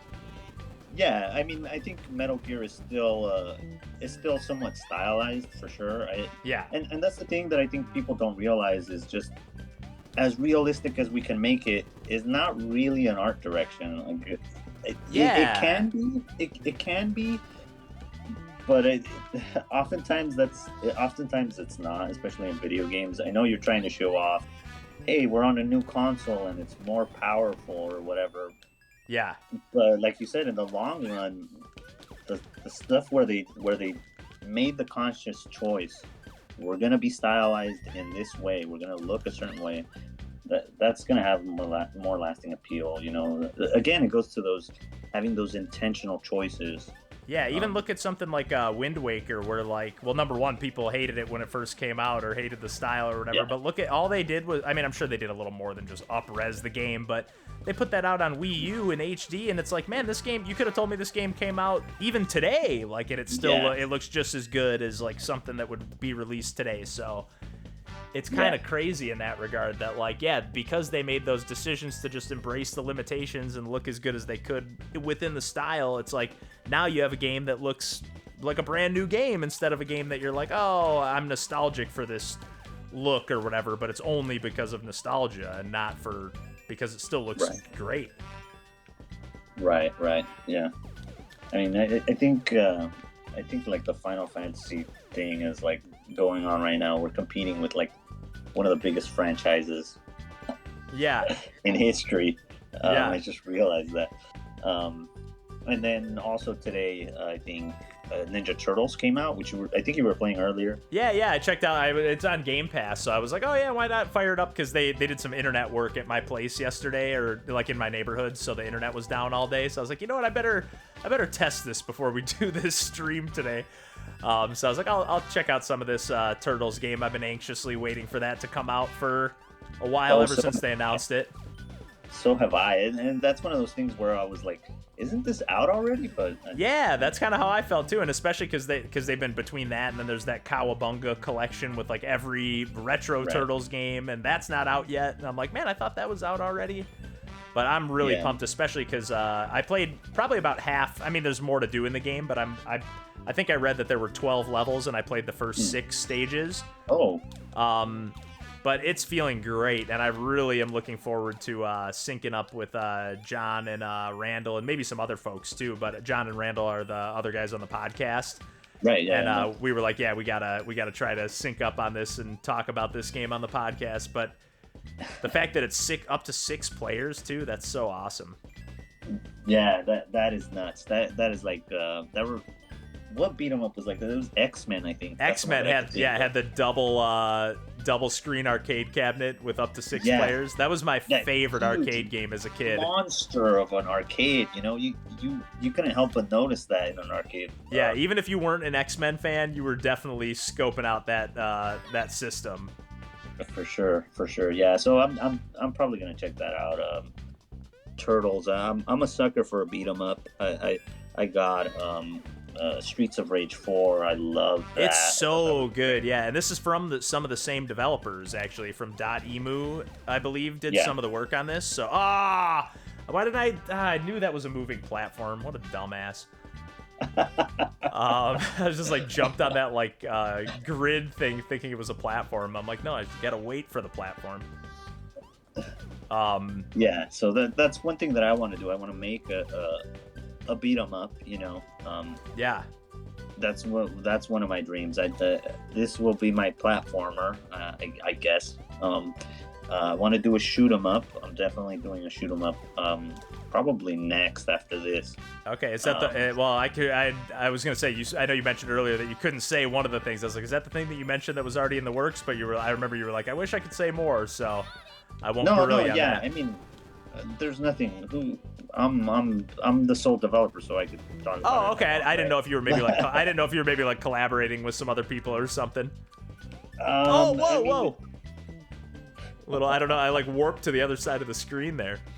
Oh, that's twice that it's the same warp thing. Now I'm kind of. It was like right when I was. formulating. It was right when I was on the edge of the screen both times. I feel. Yeah. I think you're like unintentionally wrapping around the screen. Yeah. That's what it felt like, kind of. Yeah. So. Interesting. I know how to. I think I know how to fix that. Heck yeah. Yeah, but I'll probably I'm working on extending that none with the gun kind of a thing. Oh, nice. Yeah, so it'll be a 3-player co-op type of a thing. It like drop in or drop out. You know, you could. Oh, that's at any perfect. moment. Yeah, I'm such a sucker for some just good. I know there's obviously there's so many games these days. There's obviously plenty of multiplayer games around, but like it just feels like. There's still, I just get really excited when I see a game like, oh, it's got co-op, like multiplayer co-op or whatever. Like, I just get so excited. Like, again, yeah, even Turtles, like, I could easily just play Turtles in Time with my friends or whatever, but it's just like, I still just like, I'm like, oh, new Turtles? Get excited. Yeah, for sure. Yeah, for sure. And I think they nailed it with that game, that Turtle game. Yeah. It has just that right Something is wrong. feeling Looks of like the TV of has those been old taken games. over. We better be but- careful. But like modernized. It's like a lot smoother. Yeah, the it's like- pixel art. it's is all like the- way better. It's all the quality of life. It's like, it's pretty much like, it's like the perfect way to do like an update, whether it's a reboot or like a spiritual successor, but is to make it like, they basically made it, that's exactly how I remember Turtles in Time looking and Right. feeling, you know? And I'm not the first person to say that, obviously, but yeah, it's like, it makes you feel like, this is how I remember this game being. And then if I popped in and I'd be like, oh yeah, I guess the pixel art's not as good in this game as I thought it was, even though it's still great in Turtles in Time, don't get me wrong. Right. Yeah. But you're just like, oh nowadays- yeah, there's so much more detail in these sprites and so much more like, there you do have a few more moves than you had before, and more just all the quality of life stuff. And Yeah, I mean, it's part of it is that you don't have those limitations that those systems had before, where you were like Right. limited to a small palette. Now it's like, yeah, it's pixel art, but it's like you could use any colors you want. Like you could have any color on there. There's no limitation. And then also the controls are very much streamlined. A lot of the same moves from those old games, but like if you wanted to like toss somebody into the screen before, it was like up and then down. It was kind of like a charge move. Yeah, it was sort of It like was- awkward. As a kid, I always just thought it was random. Like I was like, oh, Yeah. it just must happen. Like when you beat up enough guys or whatever. Yeah, but it's not. It's like and then I think it was in Turtles in Time where there's like you fight Shredder in the Technodrome and Yep. You got to throw the and foot then- soldiers like at the screen. Yeah. yeah, that's the only time you notice. Like, wait a minute, I'm supposed to be able to just like do this. Yeah, like regularly at will when I want to. So it's really nice that in this new game they fix that and it's like a really easy. Yeah, it's input. like grapple an opponent and then either hit up and attack to like do the slam back and forth or hit. Oh, these are spikes. I'm like waiting for the platform to appear. Oh yeah, these are just the spikes that appear, which is great. Again, I really love that touch of like again whether it's enemies or obstacles or whatever, but just seeing like. And again, whether it's the flame pickup, but just those little accented colors just pop so nice out of the black and white. Otherwise, like it just looks so good. And the white outlines around like not Ichi, but like I like how like the NPCs like stick out in a different way, kind of like the same way the guns have like an outline around them. Yeah, it was difficult finding the balance of like, and I think I'm still going back and tweaking. How do you make it like work in black and white and still have like color accents? There are still things that I look at here and I like want. I'm probably just gonna go back and change probably tonight. Just to get that balance right is really difficult because I see a lot of other games that do black and white pixel art and add color, and then sometimes you just lose it. It's just like is it black and white still, or is it now it's in full color? Yeah. And it's definitely been a dance with this. It's been I make a little tweak and then it's like, oh, it was too much color, and then I make another little tweak and it's like not enough. Now it's not readable enough. Yeah. Yeah. One thing that I really like though is like how it's not like, even though it's a pop of color, it's not just like a solid, it's not just like, oh, here's like this level is entirely accented with green. It's like kind of this like shifting green, it shifts from green to like a teal and just back and forth, and it's like a fluid. I really think that adds a lot. I mean, there's certain parts of it like these leaves and the tiles or whatever are just there.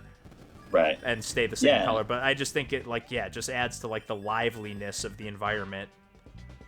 Nice, yeah. I'm glad that's the feedback that I'm getting. Because like I said, a lot of the playtests early on were like everything's muddled, everything's just gray. I don't know what's going on. Yeah, So, and keep in mind too. Again, I have all those settings turned off. I'm sure you know that obviously, but like I have all like the kind of visual flare settings turned off, so I'm sure it'd be even like sticking out a little bit more if I had those on. Definitely, yeah. That just turns off all the rainbow colored effects and stuff. And it does make the game like a lot more distinct, so you could see what's going on. Yeah, this guy. Larry. Wow. Oh, leisure suit Larry here. So you got to use a different weapon. He's immune to fire. Okay. He's definitely. It's funny. It says Larry up at the top. I definitely thought it said library at first. I was like, okay, nice. We're in the library level. There's no books. How is this a library? Yeah, I know. I have no idea why I thought that, but I was like, oh yeah, here we go. I like this like boss arena. Yeah, and I'm like, if I had more time, the bosses would be a little bit more varied. One of the things that I'd love to do is create elaborate boss battles, which, like if you played some of my my older like jam games, a lot of them are just one big long boss battle. Nice. But in this game, I just wasn't able to do that. So that's one of the things I want to bring with DLC is just this certain flavor of boss battle that I really enjoy playing, and I feel like there's just not enough of. Where it really isn't just a boss battle. It's like a whole level.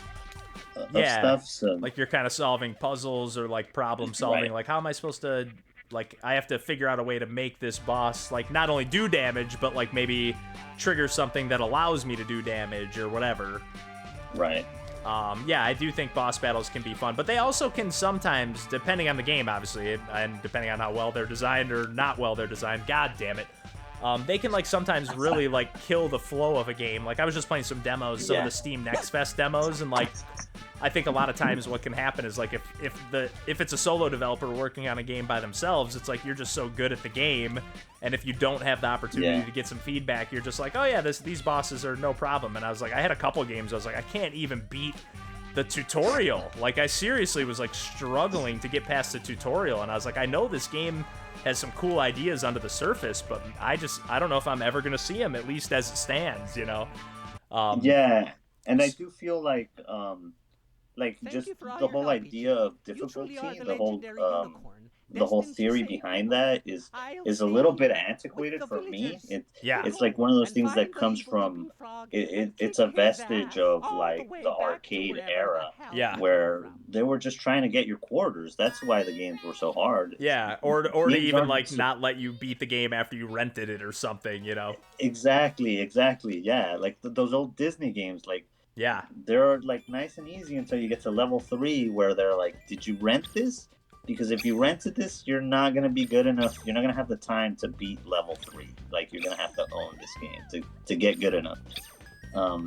Yeah, so like to me it's like, do games have to be that hard? I personally like a challenge, but I grew up in that era. I was playing those arcade games, those console games.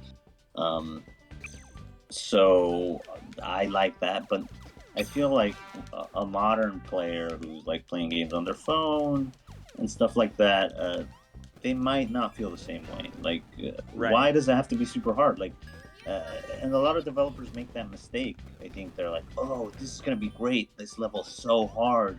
Yeah. But you want people to get through the game. You want people to pass it. You want people to get to the end. I think. Yeah, unless like there's a few circuit, like I totally get making a game that's like, okay, this is just a really hard game, like for the sole purpose of, or not the sole purpose, but like one of the main goals is to make a really hard game.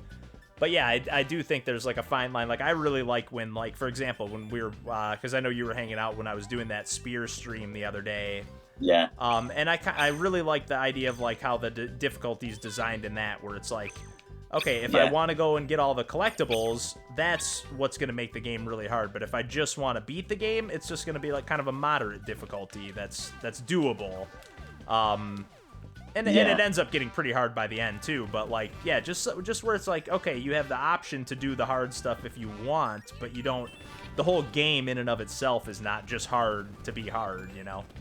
Yeah, and that game has like a very clear puzzle platformer kind of element to it. Yeah. It's also like precision platforming a little bit. Yeah.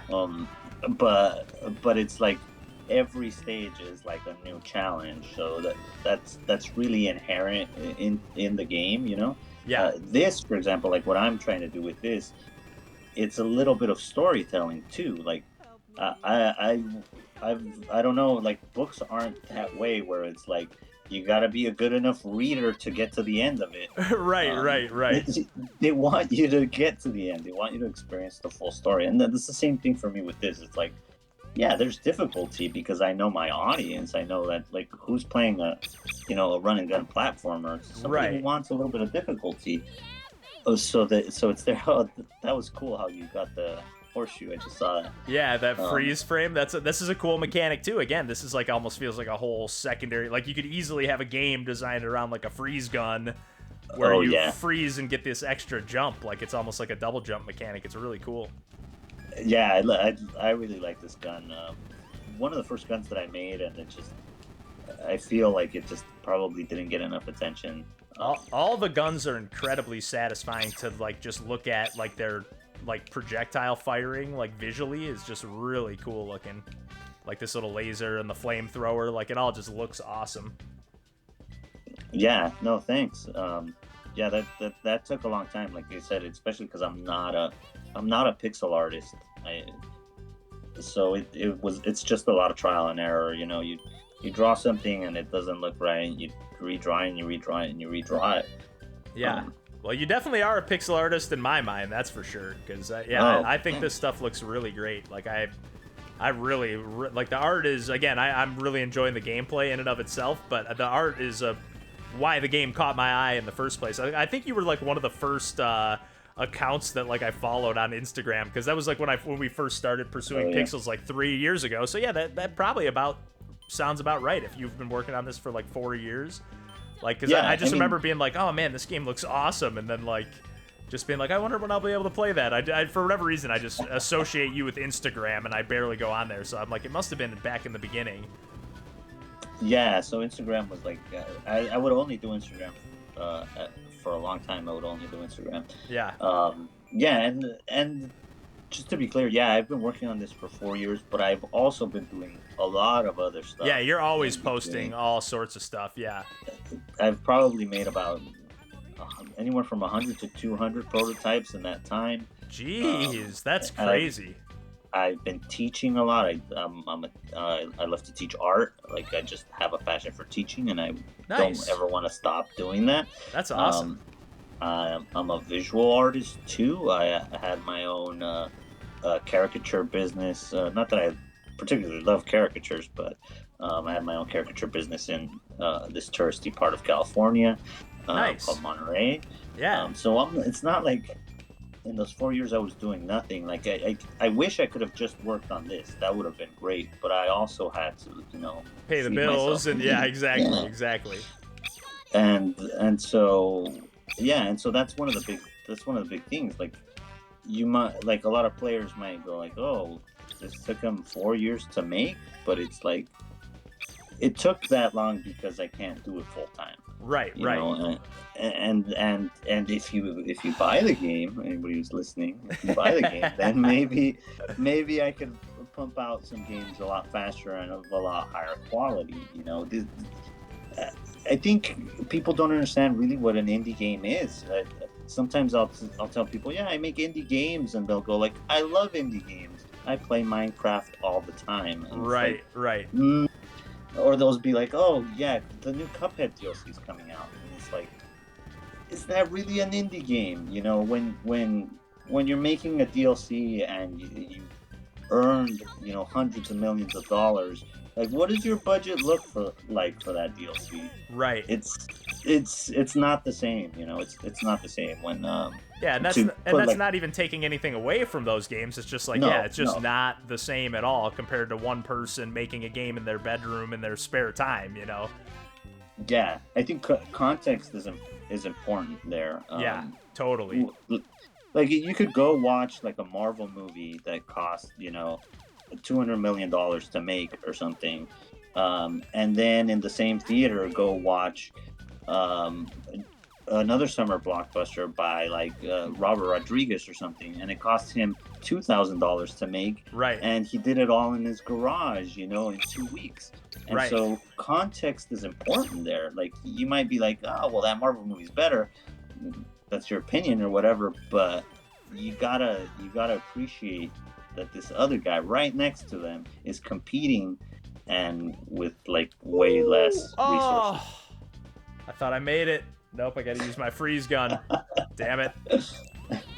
You gotta use the freeze gun. Yeah. Yep. Ooh, the checkpoints are definitely getting fewer and further between too. Yeah, for sure. That's and that's normal. Yeah, exactly. That's how it should be.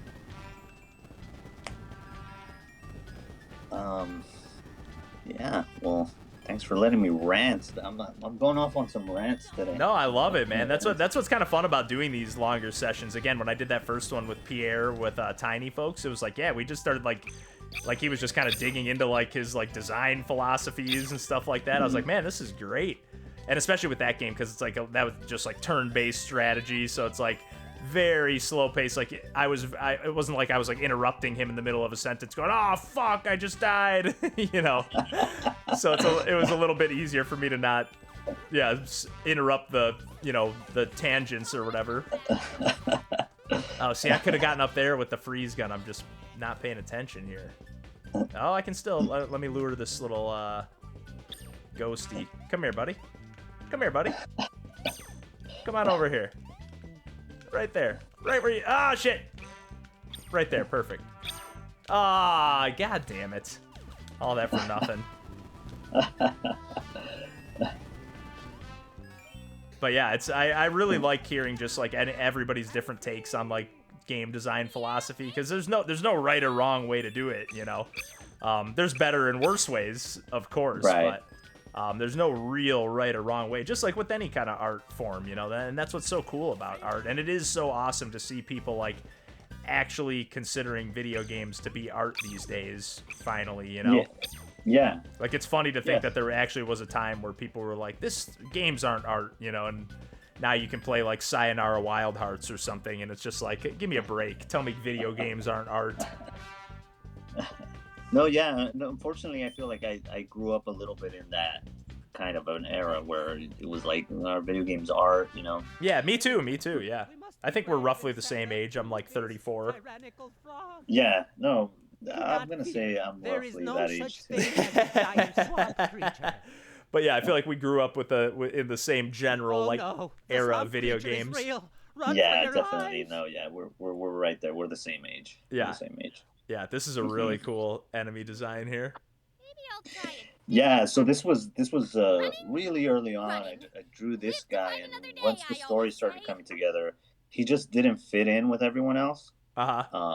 So I had to figure out how to stick him into the game, and this was probably the very last thing that I did, was actually put this guy into the story somehow. Interesting. Yeah. I'm a sucker for a good oh god damn it, for a good chase sequence level, like boss battle chase sequence. Like, one of my favorite boss battles in any game ever is New Super Mario Brothers on the Wii, when you're like doing like that Bowser chase. Oh yeah. I don't know, it's just like a really fun like climax, whether it's the end of a game or not, but it can be just such a fun way to like ramp up the tension. Oh, flamethrower! Hurry up. Oh shit. Oh shit. Torch these fools. Okay.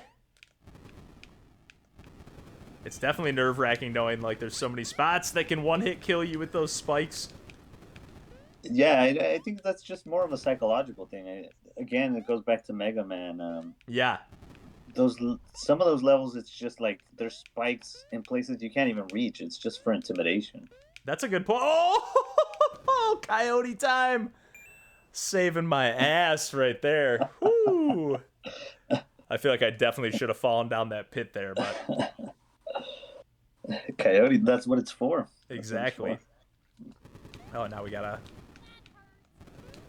boss battle. I don't know if there's something. I feel like the music is like cut out all of a sudden. Oh, that might be on my end for sure. That might be my thing. Oh no, can I not shoot this thing at all? You need the regular gun. This is sorry. Yeah. There we go. And I was trying to shoot the frog. I think I have to not shoot the frog. Larry doesn't take any damage. Larry said, I took enough of your shit earlier. I'm not taking any more punishment from you today, Ichi. Oh, no. Dang it. Okay, but now I know what I'm doing here. So that's one thing that's really nice also about like seeing people play this is there's certain lines that people will always repeat when they're like paying more attention to the story, and yeah. And so that's very, very satisfying, because I wrote this one day like on a whim, and then I hired voice actors. I'm not a writer. Also, it's like I'm dipping into all these things where I'm not confident in. You're like, I'm a game designer and I'm a game dev, and I can like sort of do all these things, or at least I know what I like. So I like, I feel like I have a good gauge on how to make something cool, or something interesting or whatever. But it's still, you never know how other people are going to receive it. So it's cool to get that feedback. And it's always like, from the band perspective, like, and every time we played a show, and if people were like, even if it was just one person like singing along to our songs, it was like, oh shit, this random person who's not even one of my friends knows the lyrics to one of our songs. Like, what? It's a really cool feeling. Yeah, and then when you put out something that's like unfinished, like I would say like a lot of the early playtests of this, it was an unfinished game. Showing somebody something that's unfinished can be a lot like letting somebody read your diary or something. It's like Yeah, personal, and it's like if they don't take it right, like you might take it personally. Yeah.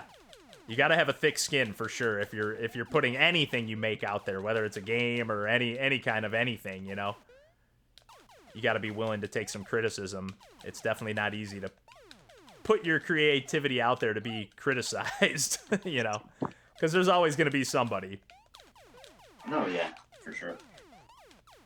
Yeah, so I don't know how much of this are you planning on playing? Like I'm chilling, like I'm here for as long as you are. Thank you for all that you have done. Just to get an While you idea. were out I'm kind of kicking cool either way. butt What cheeks, time is it? I Because bet this I fellow- easily lose my track of time on these. You Yeah, can we've use it already, once geez, we've been playing for to 2.5 go hours wherever you already. Well, It doesn't you feel want like to go. that Like, long. yeah, the same thing happened to me with Ando playing Spear yesterday, or on Tuesday. Like, he was like, yeah, we've been playing for like 4 hours. I was like, what?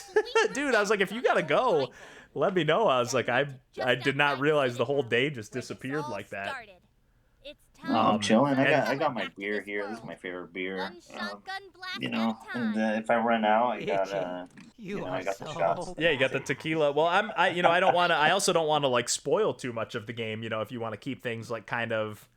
No, that's fine. spoiler No, that's free fine. on that I end. think for me, I don't know if a game can be spoiled, right? I feel like you gotta play it. Especially even when it's while like you play actiony like this, yeah, where it's like you really have to like execute the maneuvers. You know, it's not like you can just watch it happen and go, oh, okay, I know the puzzles now.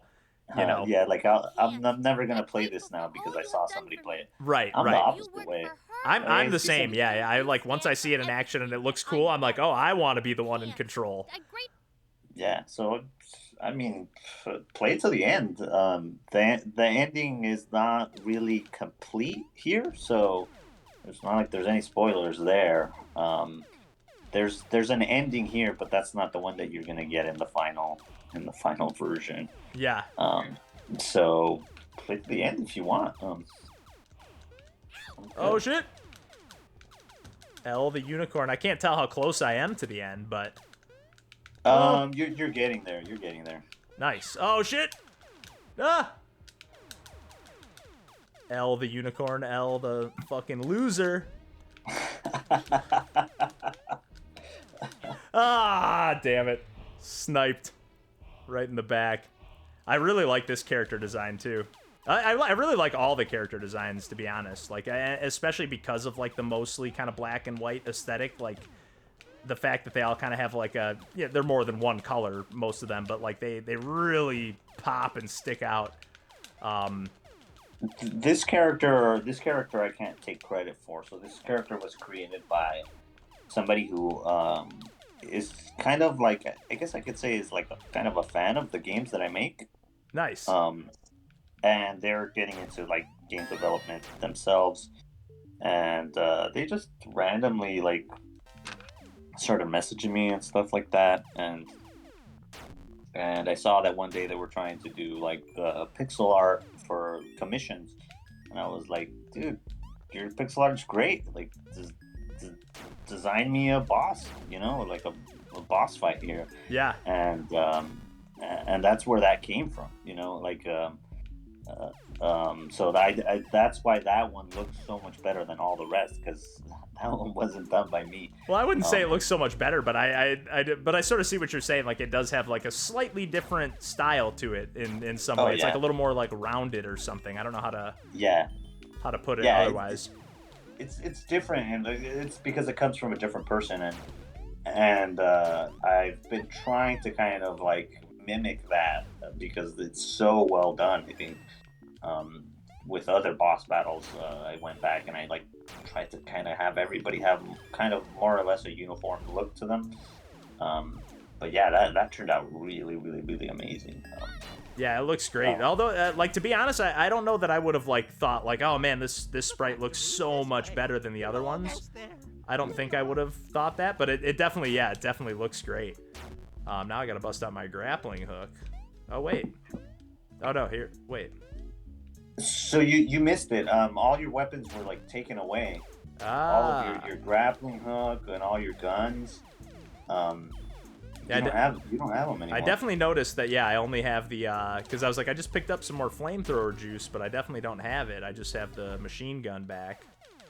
Yeah, that's because of like teleportation. So like everybody knows that in teleportation you can't teleport guns. So that's of course. I love it. Yeah, the rules. It's the rules of the universe, man. It's just, yeah, of course, it's physics. That's Yeah. Albert Einstein, E equals MC squared, man. something like that. He said it somewhere. I'm almost positive. Oh shit. Oh shit. Get me out of here. Okay, let's see. How about we just turret you to death? I see what you're saying, where like this level's like getting into the more puzzly territory. Yeah, so this is more like there's backtracking and stuff like that. Yeah, that you might yeah. find in a Metroidvania. I wouldn't necessarily say like, oh, this is definitely a Metroidvania, because it isn't. I mean, it just has that inspiration. Yeah. Sure. Yeah, that's one term I always get. I'm like, I wish there was a different word for those types of games other than Metroidvania. I don't have a better solution, but it's just like, just so clunky. It's interesting to me that like game genres like are so rigidly defined too. Like yeah, like even even the way people get all like bent out of shape, like with roguelike and roguelite. It's like I get it that it's like not true to the like true definition, but at the same time, it's like, who really cares if we all kind of know that it pretty much just means permadeath now? Just let it go, you know? Yeah. I mean, movies and books aren't like that. They have much broader genres. That's true. Yeah. It's like comedy, drama, and they're more about like the feeling that they evoke. Yeah, that's a good point. Not like the way that they were grammatically structured. So it's very weird to me that, it's gamers. Yeah, Those nerds. No doubt about it. It's brutal. Because I honestly, like, I say it all the time. Like, I don't even like telling people that I play games. Like, or I should say, like, people that don't. Like if I mention to one of my family members that I'm a gamer, they're gonna think I play like Madden and Call of Duty and Grand Theft Auto, and I'm just like, I just don't want anyone to think that, so I'm just not gonna really talk about video games with people that aren't interested in them already, They're gonna put that in the back of the box for the next Madden. I don't want anybody to think I play this. Yeah, I don't want them to know I'm a Madden player. And actually, to be honest, I used to love playing Madden. Me too. On GameCube, me and my brother would like stay up all night playing Madden. Yeah, I really loved those games. Once it went to Xbox 360, they kind of lost their touch. Like the gameplay just felt different when they went HD, and I just kind of fell off playing them. But I mean, yeah, we were big sports game fans. Even like the golf game, any sports games, they used to be pretty fun. Yeah, that's another thing that I would love to do is a sports game, but like a properly like arcadey sports game. Yeah. There's a Retro Bowl. It's like a mobile game. That's pretty good. Randall is a huge fan of that one. We've talked about that one on the podcast because it's like, he's just like, he's a sucker for. He always plays like the career modes on like NBA 2K and all those other games. So he's like, yeah, this is just a no-brainer. This is just that, but in a retro game. It's like Tecmo Bowl, but and the way I somehow didn't die on these spikes. Oh, now I did. Oh wow. So you gotta use the what do you call it, the grappling horn. It's not a grappling hook, it's a grappling horn. Oh, and I have to switch to the right item. That's why it didn't work. I was like, I hit the button. Why didn't I grapple? But yeah. Yeah, so that's one of the things. I might change it so that it just like automatically switches at that point. Yeah. I wonder if there would even be a way to have it be like a dedicated button or something. But then that just makes controls more confusing potentially, Yeah, I've thought about it. So for the longest time, it did have its own. It did have its own button, and then the dash had its own button too. So at some point, you could actually have the dash and the gun. But that was just too crazy. That was just way too crazy. Yeah, that does seem potentially a little overpowered. Yeah, and so at one point, I just simplified it to the two buttons, and that felt right to me. Yeah. Go for a ride there. Let's see. I think that's the right way. Yeah, I'm on a delay, so it's hard to tell you. Yeah, I'm pretty sure. Like, I think I took the grappling hook the right way, because I saw a couple other grapple points, so I think I just probably have to get back to those. Yeah. Like where that cat was that was taunting me, telling me Yeah, I the didn't have cat. my grapple. Here it is. Here it is. I got all these turrets over here everywhere because I was like, oh, grapple. Just chucking my turrets around. This is it. I should be able to sneak into the citadel from here. All right, let's go. I really do like the little touches of like the little like, and it's never like too much of an interruption, but just that quick little like spurt of like before the checkpoint, little voice acting, like just to set the tone a little bit, or even in the background right here. This is cool. Distant second. Yeah, so this was like more of the original intention for the story was to never actually have a cutscene, but Nice. it was really kind of difficult to do that. So at some point I just kind of bit the bullet and I was like, okay, we're gonna have some actual cutscenes, and I sat down and I drew some stuff, and the game stops at some point, but they're never super long. Yeah, they've all been. I'm very much a cutscene skipper, and I've not felt at any point in this game, like even again when I was like firing it up before and just checking it out for a second, like I've never been like, oh, we gotta breeze through these cutscenes, these are taking too long, you know. And I usually very quickly feel that way. Like pretty much, I'm pretty guilty of skipping cutscenes. I really don't care about story in games all that much. Or it's a very, I shouldn't say I don't care about it, but it's a very, very secondary. Like I really have to be into, like, I really think it's like, to me, it's not the right move to like have something like front load a bunch of story in your game, because like if somebody doesn't even know if they like playing the game yet, or at least for me, that's the way I always think. I'm like, I don't even know if I like playing this game yet. So how do I know if I give a shit about the story or not, you know? Exactly. No, yeah, and that's true. And there's so many other ways to tell a story in a game. You know, you should primarily be telling your story through interaction. Yeah. I think the secondary thing is through the environment. Yeah.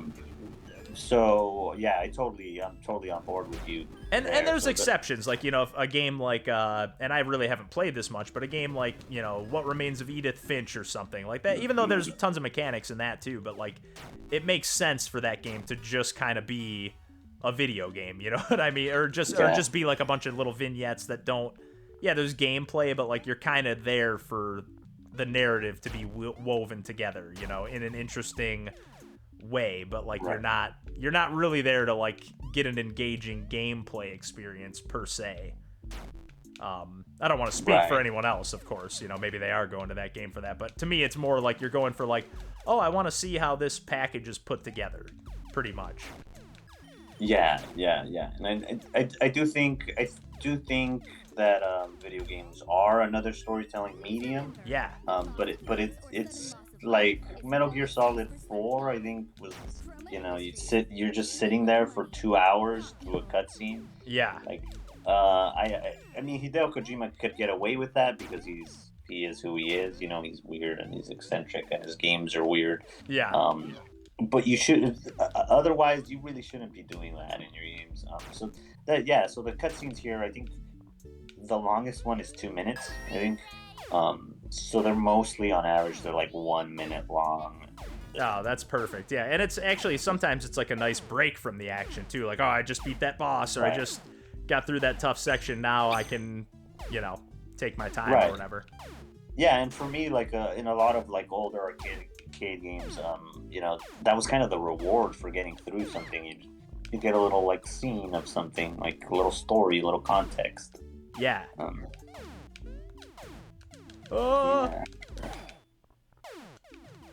Pretty sure I'm going the right way still, sorta.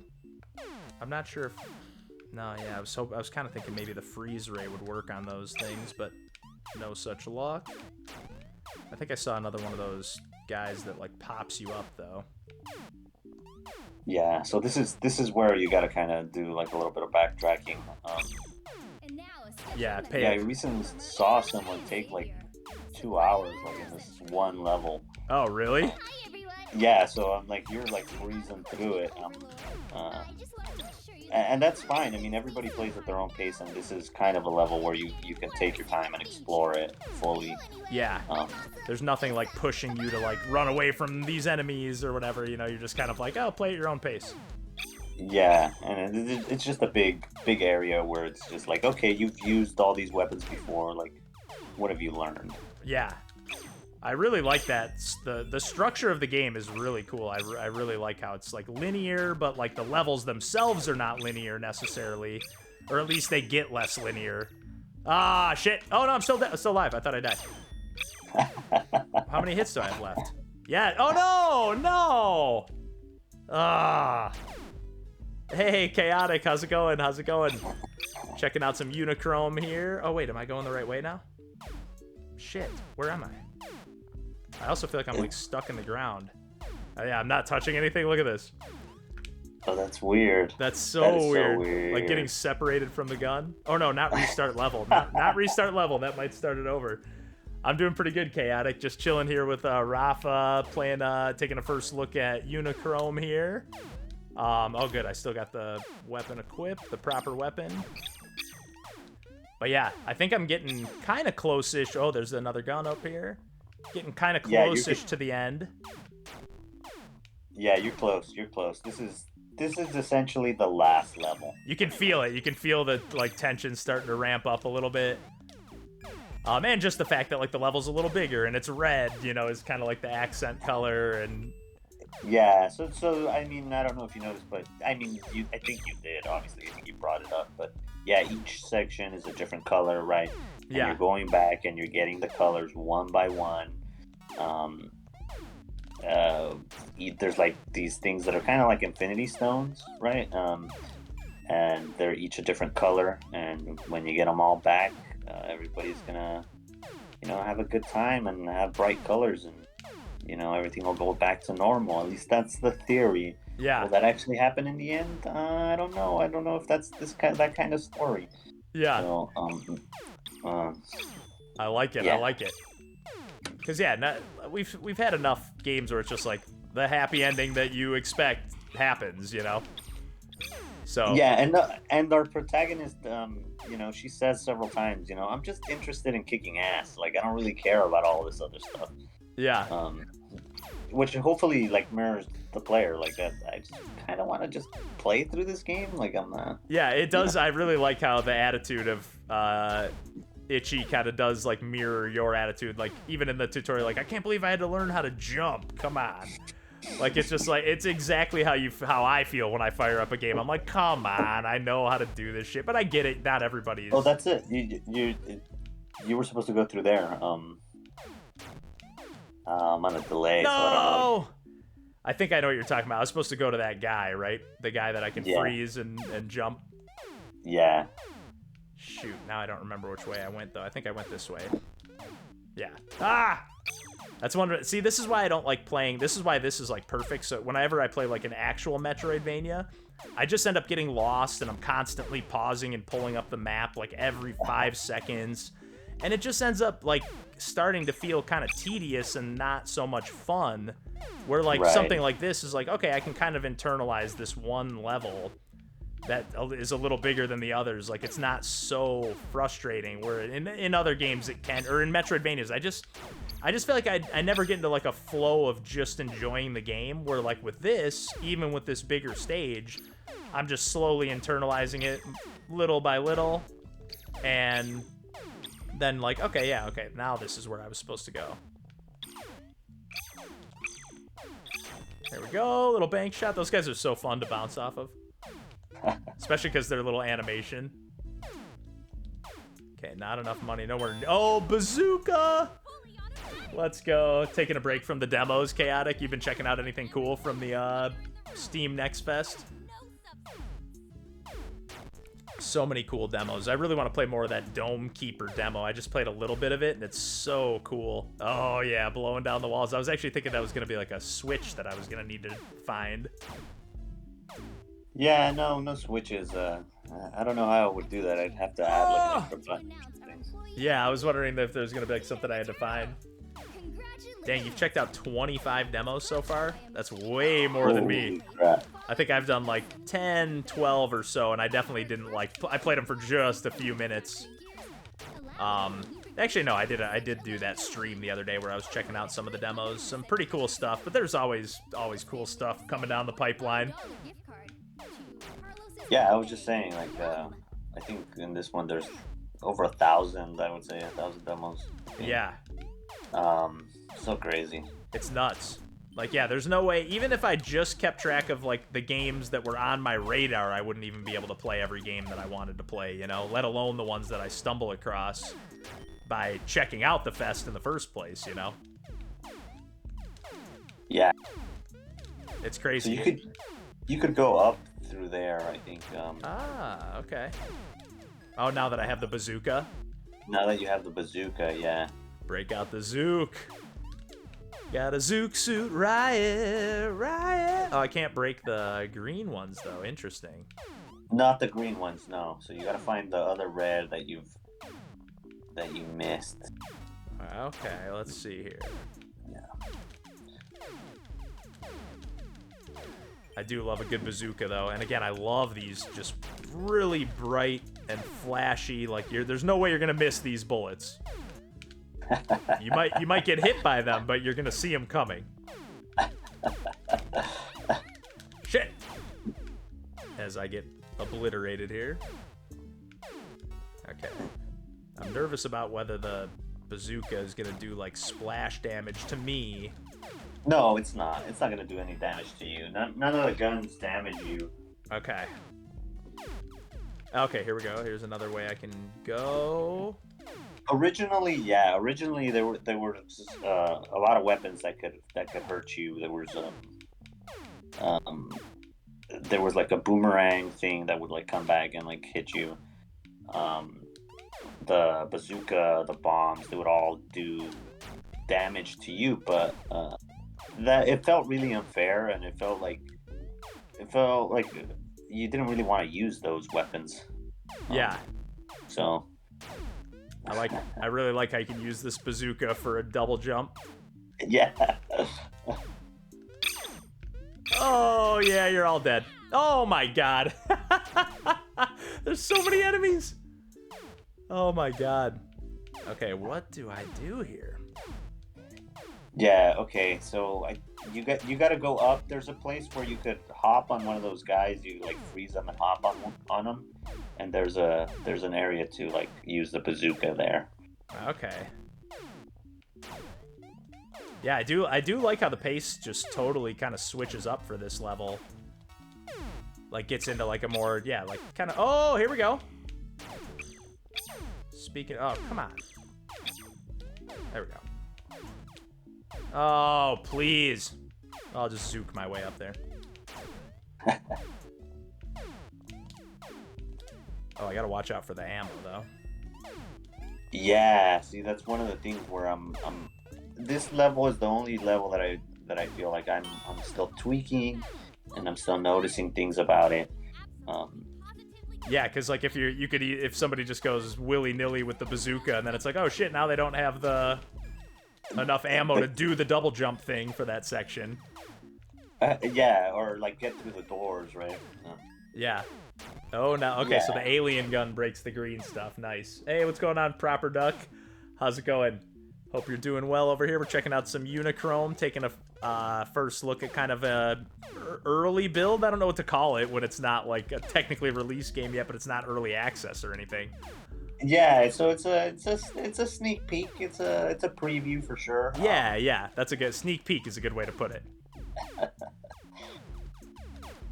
But yeah, this is definitely a very cool game. I think we're getting close-ish to the end here, so fair warning on potential spoilers, I guess. But again, I think, like we were talking about earlier, I don't think, at least for us, I think we're more kind of like, oh, let's just plow through the games. Hey, chopped salad, just add it to the wish list. I love it.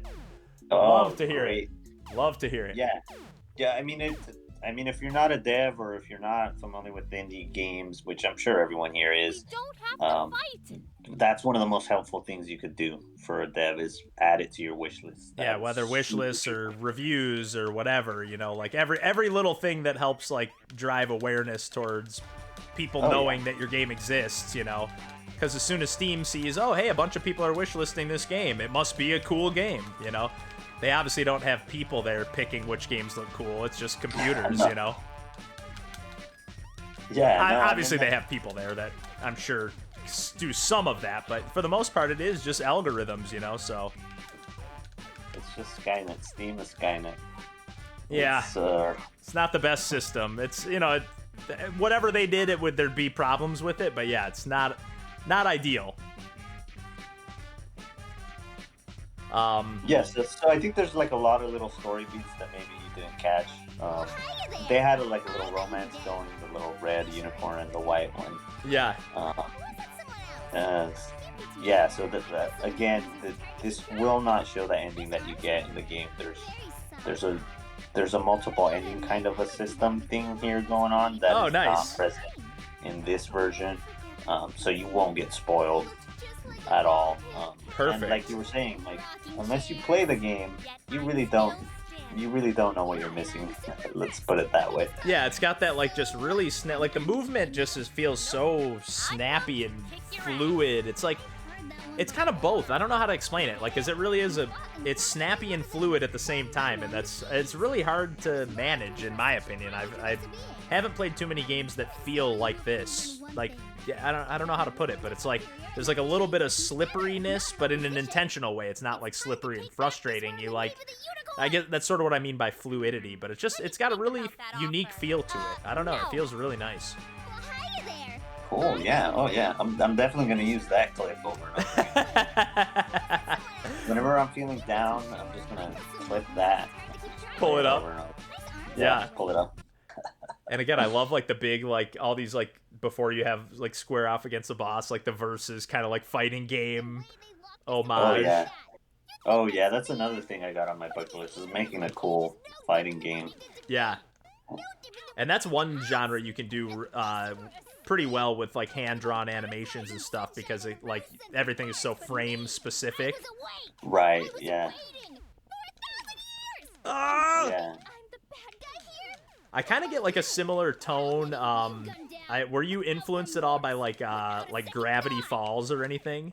Are you familiar with that cartoon? Oh yeah. Oh yeah, for sure. Yeah. So there's so I think it's like that type of for sure, like that type of like story influence, and it's like I said, it's not necessarily intentional. I'm not a writer, so I'm not like I could do this genre and I could do this genre.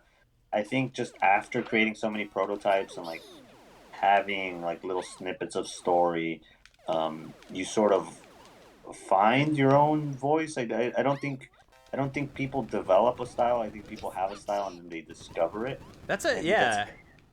That's kind of what's kind of happening here with me. It's like my games are kind of funny in a way. Like they're kind of like, and like I said, it's not intentional. Yeah, it's not like I'm not sitting here thinking like I'm playing a comedy game. You know, I'm playing a game that is funny. You know what I mean? Yeah, I think that's what it is. Stealing all your stuff. Nothing is original anymore. Everything's just a remix of something else, right? Right. And it's depressing. It's depressing to see like nonstop just remake after remake after remake. It's a little bit demoralizing almost, you know? Mm. It's like, man, can fresh ideas even make it in today's, like, can they be a true, like, you know, is it a viable means of making a living or whatever, you know, getting your stuff out there? Yeah, and that's one thing I was gonna say about like Ninja Turtles, the Ninja Turtles game, and even Streets of Rage. They're great. They're really fun games, but a lot of it for me is like remembering those games. You know, I'm playing through them, and it's like, and it's so much easier when there's an established property. Yeah. Like it, and it's kind of weird sometimes when you play a game that's like based on a movie or based on a show, because they're constantly going like, hey, remember this? Hey, you remember this from the show? Or you remember this from the movie? Yeah. And that's the same kind of feeling I'm getting from like the Turtles game, which I mean, like I was saying earlier, that game looks amazing. They totally nailed it. I'm not criticizing that game at all. Yeah. But there is a lot of that. There is like, hey, you remember this? Hey, you remember this from the old game, don't you? Yeah, like well, it even starts. yeah, Disney is like basically just making bank on that, on nothing but Yeah. that, virtually. You know, Yeah. whether it's the comics and just being like, oh, look, we're gonna use this comic story arc in the new Avengers movie, Right. and like everyone's like, oh, I want to see how they do it, and like, and then whether they love it or get mad, it's like they're still just like cashing in on like just being like, wink, wink. Oh, you're a fan. This one's for the fans. You're a real Right. fan, and it's like, it can just get a little tiring and exhausting. It's like, man, I'd rather just see like instead of Street Fighter 6, I'd maybe rather just see like Power Stone 3 or something. I don't know. Right. Oh yeah. Oh, for sure. Yeah. I mean, and it's not that it doesn't feel nice. Like I love that nostalgia. Like we were saying earlier. Like it's like when the comedian or the wrestler goes like, "Oh, what a beautiful crowd it is here tonight. A lot Yeah. of handsome people here." Like, but that's like so easy, right? And what do you do when you can't do that? Like, Right. I have on the completely original property. Like, I can't just be like, "Hey, you remember this? Oh, you remember this from your childhood, right?" Like, so I got to create those moments from scratch, and that's hard. That's like difficult. Like, uh, well, damn. Yeah, no doubt about it. Man, I don't know how I'm supposed to hit this thing. Am I just supposed to dodge? It just dodged for right now. I mean, the audio kind of tells you. Yeah. But Oh, there we go. Yeah. Nudge her towards the core. Maybe I can trap her. Ah, shit. Okay, nudge her towards the core, eh? Within earshot. Yeah. So Where- there'll be one side that's like active, be one side that's not. Okay. So, yeah, I was wondering, I was like, is the core, like, the middle of the screen? Oh, shit. Damn, man, that is tough. I really like the bullet hell elements of this game. I didn't see that coming so much. Like, this is total bullet hell. Yeah, this is nuts. This is yeah, I just wanted to push it to as much as I could. Yeah, you know, if I had more time, if I had more budget, there would be a lot more of this for sure. You know, and if you guys buy the game or if you guys wish list it, you know, that'll give me the chance to do this a lot more. Yeah. But yeah, for sure, like that's where I wanted to get the game to. I wanted to progressively get to a point where it becomes total bullet hell and Toasted. in a small budget game like this, there just isn't the time to do it, you know. And if I were to do a second one, if there was enough demand for it, yeah, I think you'd get a lot more of this kind of crazy bullet hell kind of thing. Yeah, well, it's cool too, because I mean, obviously, I have no idea what you intend on doing, but I feel like too, whether you could easily make like a sequel or follow up or DLC or I should say easily. Obviously, it takes a lot of work, but like, Oh, yeah. but like you could make like a regular like traditional follow up sequel, if you will, to this game, or you could just say, hey, you know what? I'm actually gonna make a shmup, but just with the character. You know what I mean? It doesn't necessarily have to be a platform. I mean, obviously, you can just do whatever you want, but it would work very well. You got a bunch of different guns, bunch of different power ups, like. You're not necessarily married to the one genre. Yeah, no, and that's one thing that people don't realize. Like, in the game engine, there's just a little button that says sequel, and you just hit that, or DLC, and you just click that little checkbox. Easy peasy, I'm telling you. Yes. Oh, torched again, man. No, and that's, I think that's one thing that there's a disconnect between players and developers, where I think players really do think that there's just like a little check mark that you click on and it's like massive multiplayer online. Yeah, or cross-platform play or whatever, you know. Yeah, like right. like it's always a nice bonus. I love when a game that has online has cross-play, because I'm like, oh cool, there's just an even more likelihood that I might be able to play this online with someone that I know, even though I virtually never play games online anyway, so I don't even know why I get excited. But but regardless, it's like, it's just cool to know that, like, oh, they put in the extra effort to make this thing, you know, and make it work. But it's certainly not necessary. Yeah, I know what you mean. It starts to feel like people just kind of expect certain things to happen, and it's like, well, especially when it's just one person working on this game, you know, Right. Yeah. got to have realistic expectations. Yeah, and I mean, there's this going back to Rami Ismail, and Blambeer. Yeah. They did Nuclear Throne. They would do it live on Twitch. They would program it live, and they'd get people's feedback live. Nice. And one of my favorite stories of that is when they were talking about the bullet collisions and stuff, and they were like, we got to program this in, we got to change this, and the person was like, wait, you got to program the bullets? And it's like, yeah, you got to program everything. Everything. If it's moving in the game, or even if it's not moving, it's got to be programmed in. Shit. Wrong side. Yeah, you got to do that.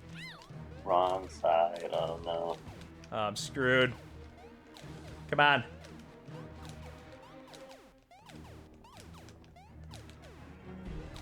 Come on, yes! Sit your ass down. No! What the actual fudge? Yeah, Chaotic sounds like he's in the same boat. He's like, I always get excited about it, or always cool about the online crossplay, and then I never actually do it. I was saying the same thing about Turtles. I was like, I wish it has crossplay between like Nintendo and Xbox and stuff, and now I'm like, I'll probably never even play it more than whatever I just played today. Cool. I have a final form too. Oh, shit. I call this final form Unichrome. Let's go. No! That is such a stupid name! I love it. I love it. It kind of ends on a cliffhanger, at least for this build that you got going on here. Yeah. I love it. I mean, there we go. Heck yeah. There you have it. We got our extras here, which obviously, again, we'll probably see more of this when the game's out, but I really like even just the menu, even just the way this is laid out here. Yeah, so the extras you unlock with in the extra shop with the unicorn shoes that you collect. Oh, nice. Oh, rogue mode. Very cool. So yeah, those are still kind of work in progressy kind of things. Yeah. Yeah. But that's really cool, though. And I like how it shows you, like, okay, I've gotten 18 of the 25 horseshoes throughout the game. Right, and they each cost 5. So the Coliseum mode is totally inaccessible right now. And yeah, these 3 modes, yeah, I would caution you. If you're going to go in there, you might find some glitches. You know, it's up to you if you want to dive into any of that stuff. And then there will be some extra stuff that gets added as DLC, which will also go into this extras menu. That's awesome. This rogue mode is really cool. I mean, obviously I've just played it for like a second here, but just the fact that it exists, that there's like, okay, cool. There's like a whole, like if you beat the game and you're like, hey, I want more, but I don't want to necessarily replay the game. You know, maybe you want to do the boss rush, or maybe you want to do the challenges or whatever, Coliseum.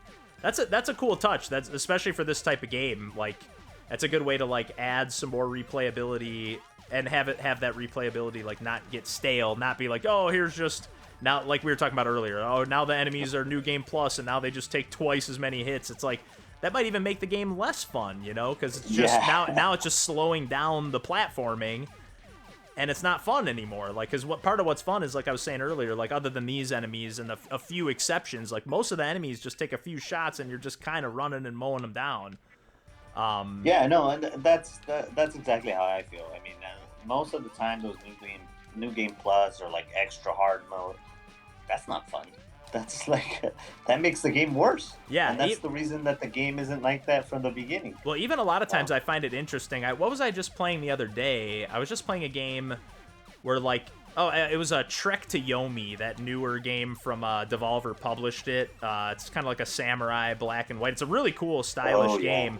But, like, the more I would, like, venture off the beaten path and go, like, exploring, and then I would find, like, extra health vials and extra, like, stamina and stuff like that. So I'm like, so this doesn't make sense. Like, so a better player at the game is now, or at least a more thorough player, and maybe not necessarily even better, but a more thorough player at the game is gonna find the stuff that to make the game easier for them, whereas somebody who's worse at the game or not finding all the hidden stuff is going to, the game's gonna be harder for them, you know? It's like, it's just sort of weird. It, like, the balance, it's a cool feature, but it kind of almost ruins the balance of the game, in my opinion, or at least has the potential to.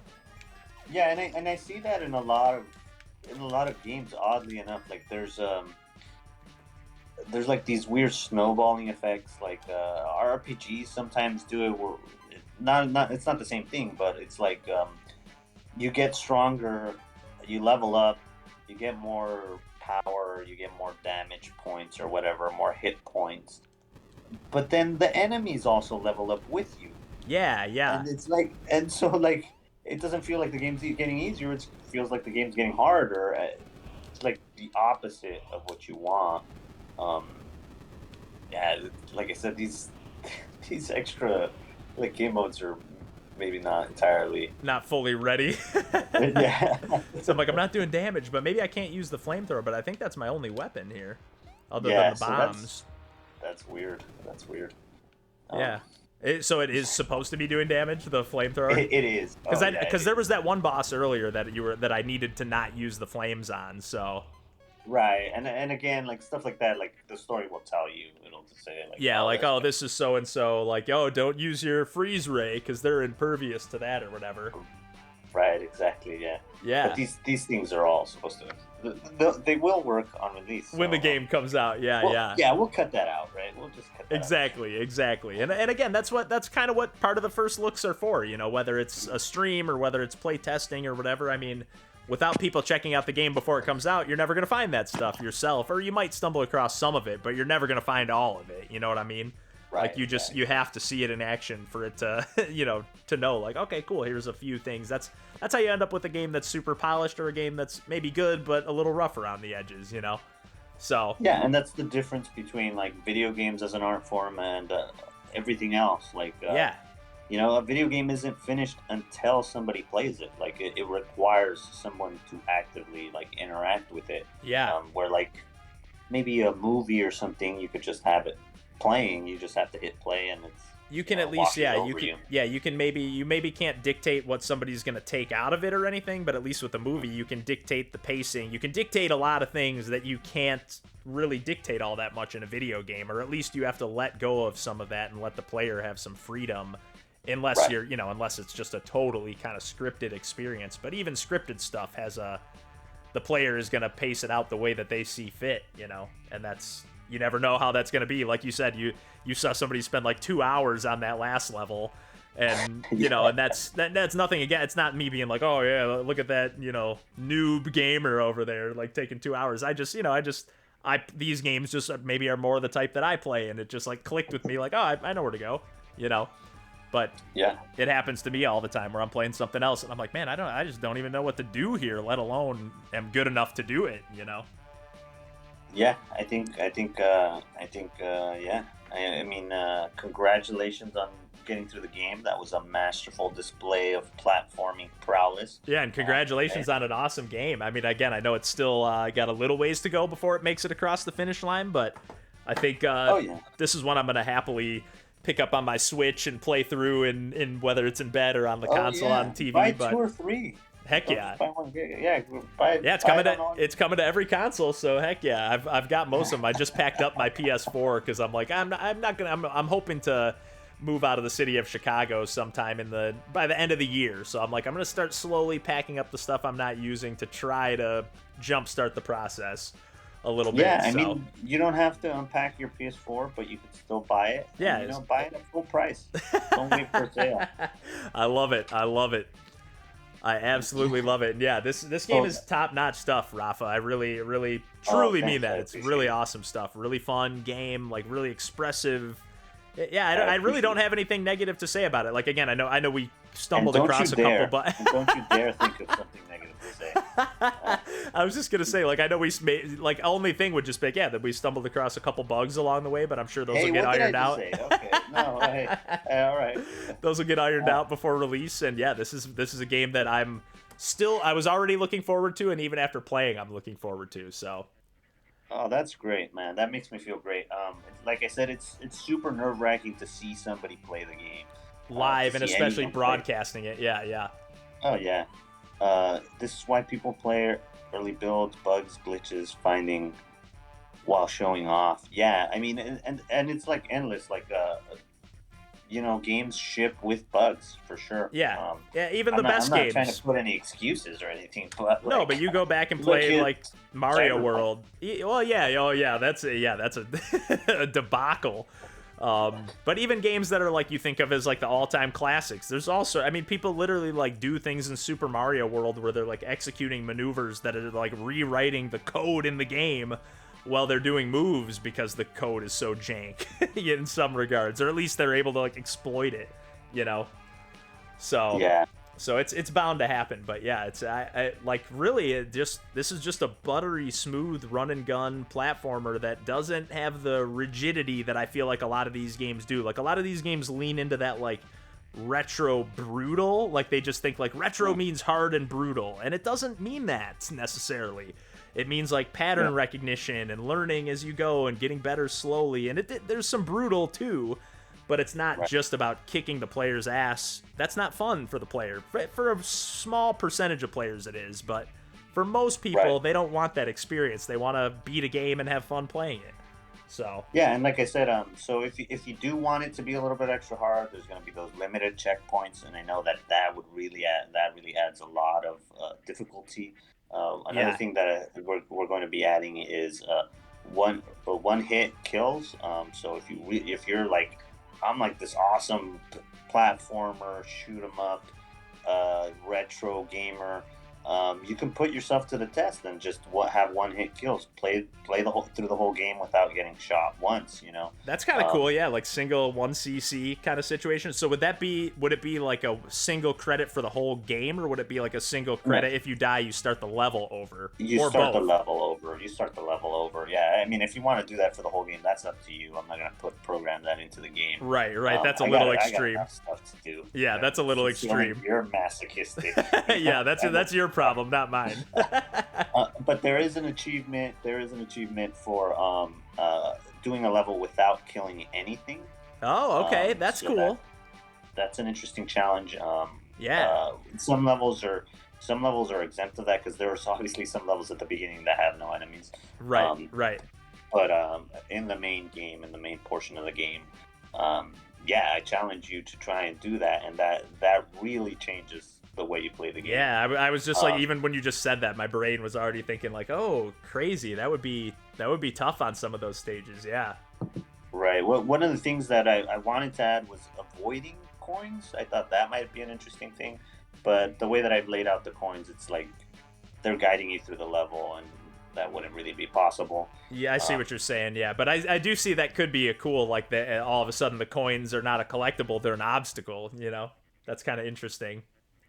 Yeah, so I'm gonna do an extra shot here just because you passed the game here. You can't see me, but I'm recording it, and like when I edit this back, you'll see. I'll take your word for it, and I'll do a final sip of my cocktail here as well. Oh, there you go. So cheers, Rafa. Yeah, cheers to you. Right back at you, man. This awesome stuff. Like again, it's so cool to see like for so many of these games that we've kind of like followed along social media along the way, or just the progress. It's really cool to be like, oh, I literally am playing it now. It's in my hands, and I just got to play it after just seeing clips on Instagram and Twitter and whatever. So imagine how I feel, man. I mean, seriously. I never thought I'd be making a game. Nevertheless,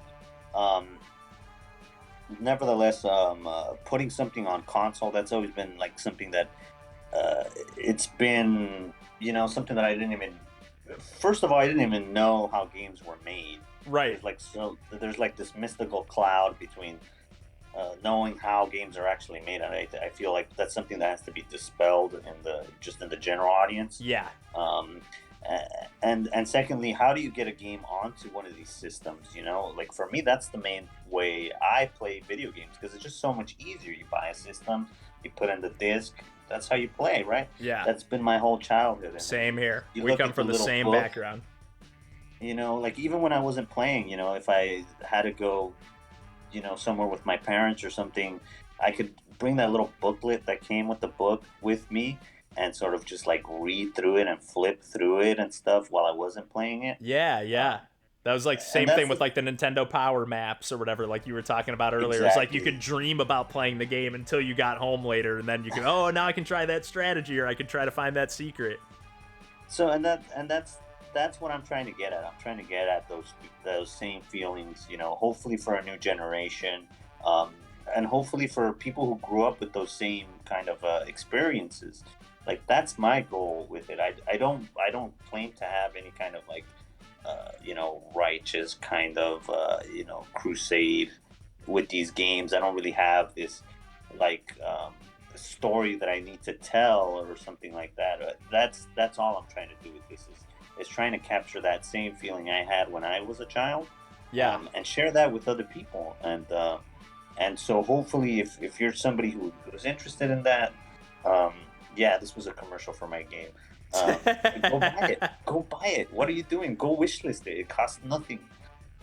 Yeah, seriously, those wish lists help out a ton. Yeah, and it really is just like even if you are just gonna put it on your wish list and leave it there forever, whatever, it helps. Like I leave them on there even after I buy games. Sometimes I'm just like, yeah, why not? It's not hurting anybody to leave it here, you know.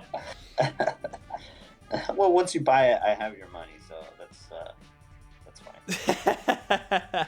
Totally fair, totally fair. But I don't know, anything else you want to say before we sign off here, Rafa? Or oh, don't ask me that. I could go on forever. I could keep same going. here. I'm the king of rambling, as anybody who listens to our podcast knows. I'm just like, God, I'm sure people are just like, shut up already. Let Randall and John say something. But no comment. But yeah, no, thanks a bunch for having me on here. That's great. Like any little bit helps. As you know this all better than most people.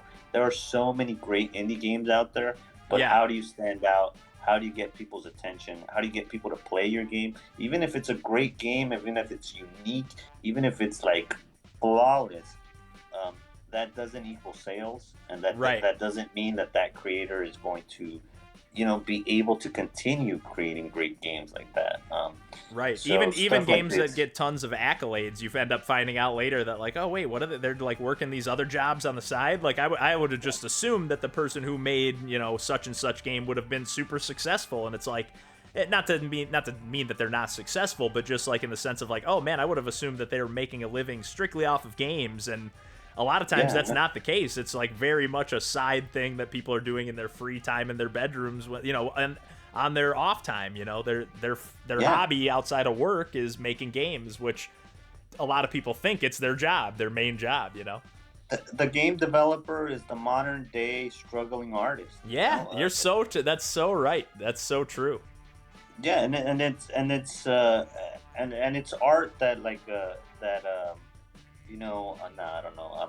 I'm getting too abstract here. I'm getting too like into this like almost like philosophical kind of a realm. But yeah, I mean, if you liked anything that I said, buy the game. I love it. Yeah, definitely. I can easily give this a healthy recommendation. Whether console, whatever platform you got, I guess it's you'll be able to play it. It seems so. Yeah, and on PlayStation, there's gonna be some exclusive kind of nice. Features. So you're gonna have that haptic feedback. You're gonna have that little speaker. It's gonna do its job. Oh, nice. That's cool. That's stuff. Cool. I can already picture how that could potentially be used with that speaker. That's cool.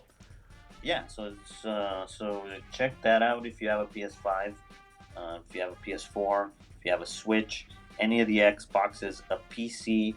There's no excuse not to play this game, and give me your $15.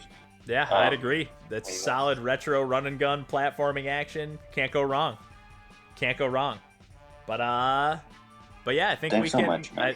Thanks as well, Rafa. Seriously, taking a huge chunk out of your day and having a few drinks alongside. Oh, yeah. I really drunk, appreciate I'm it. hammered, dude. Hey, like, you can't see me, but you'll see me in the video. You're gonna see me like slowly deteriorate to like this drunken mess. I love it. I'm gonna have to top off my drink, have a second drink after we sign off here.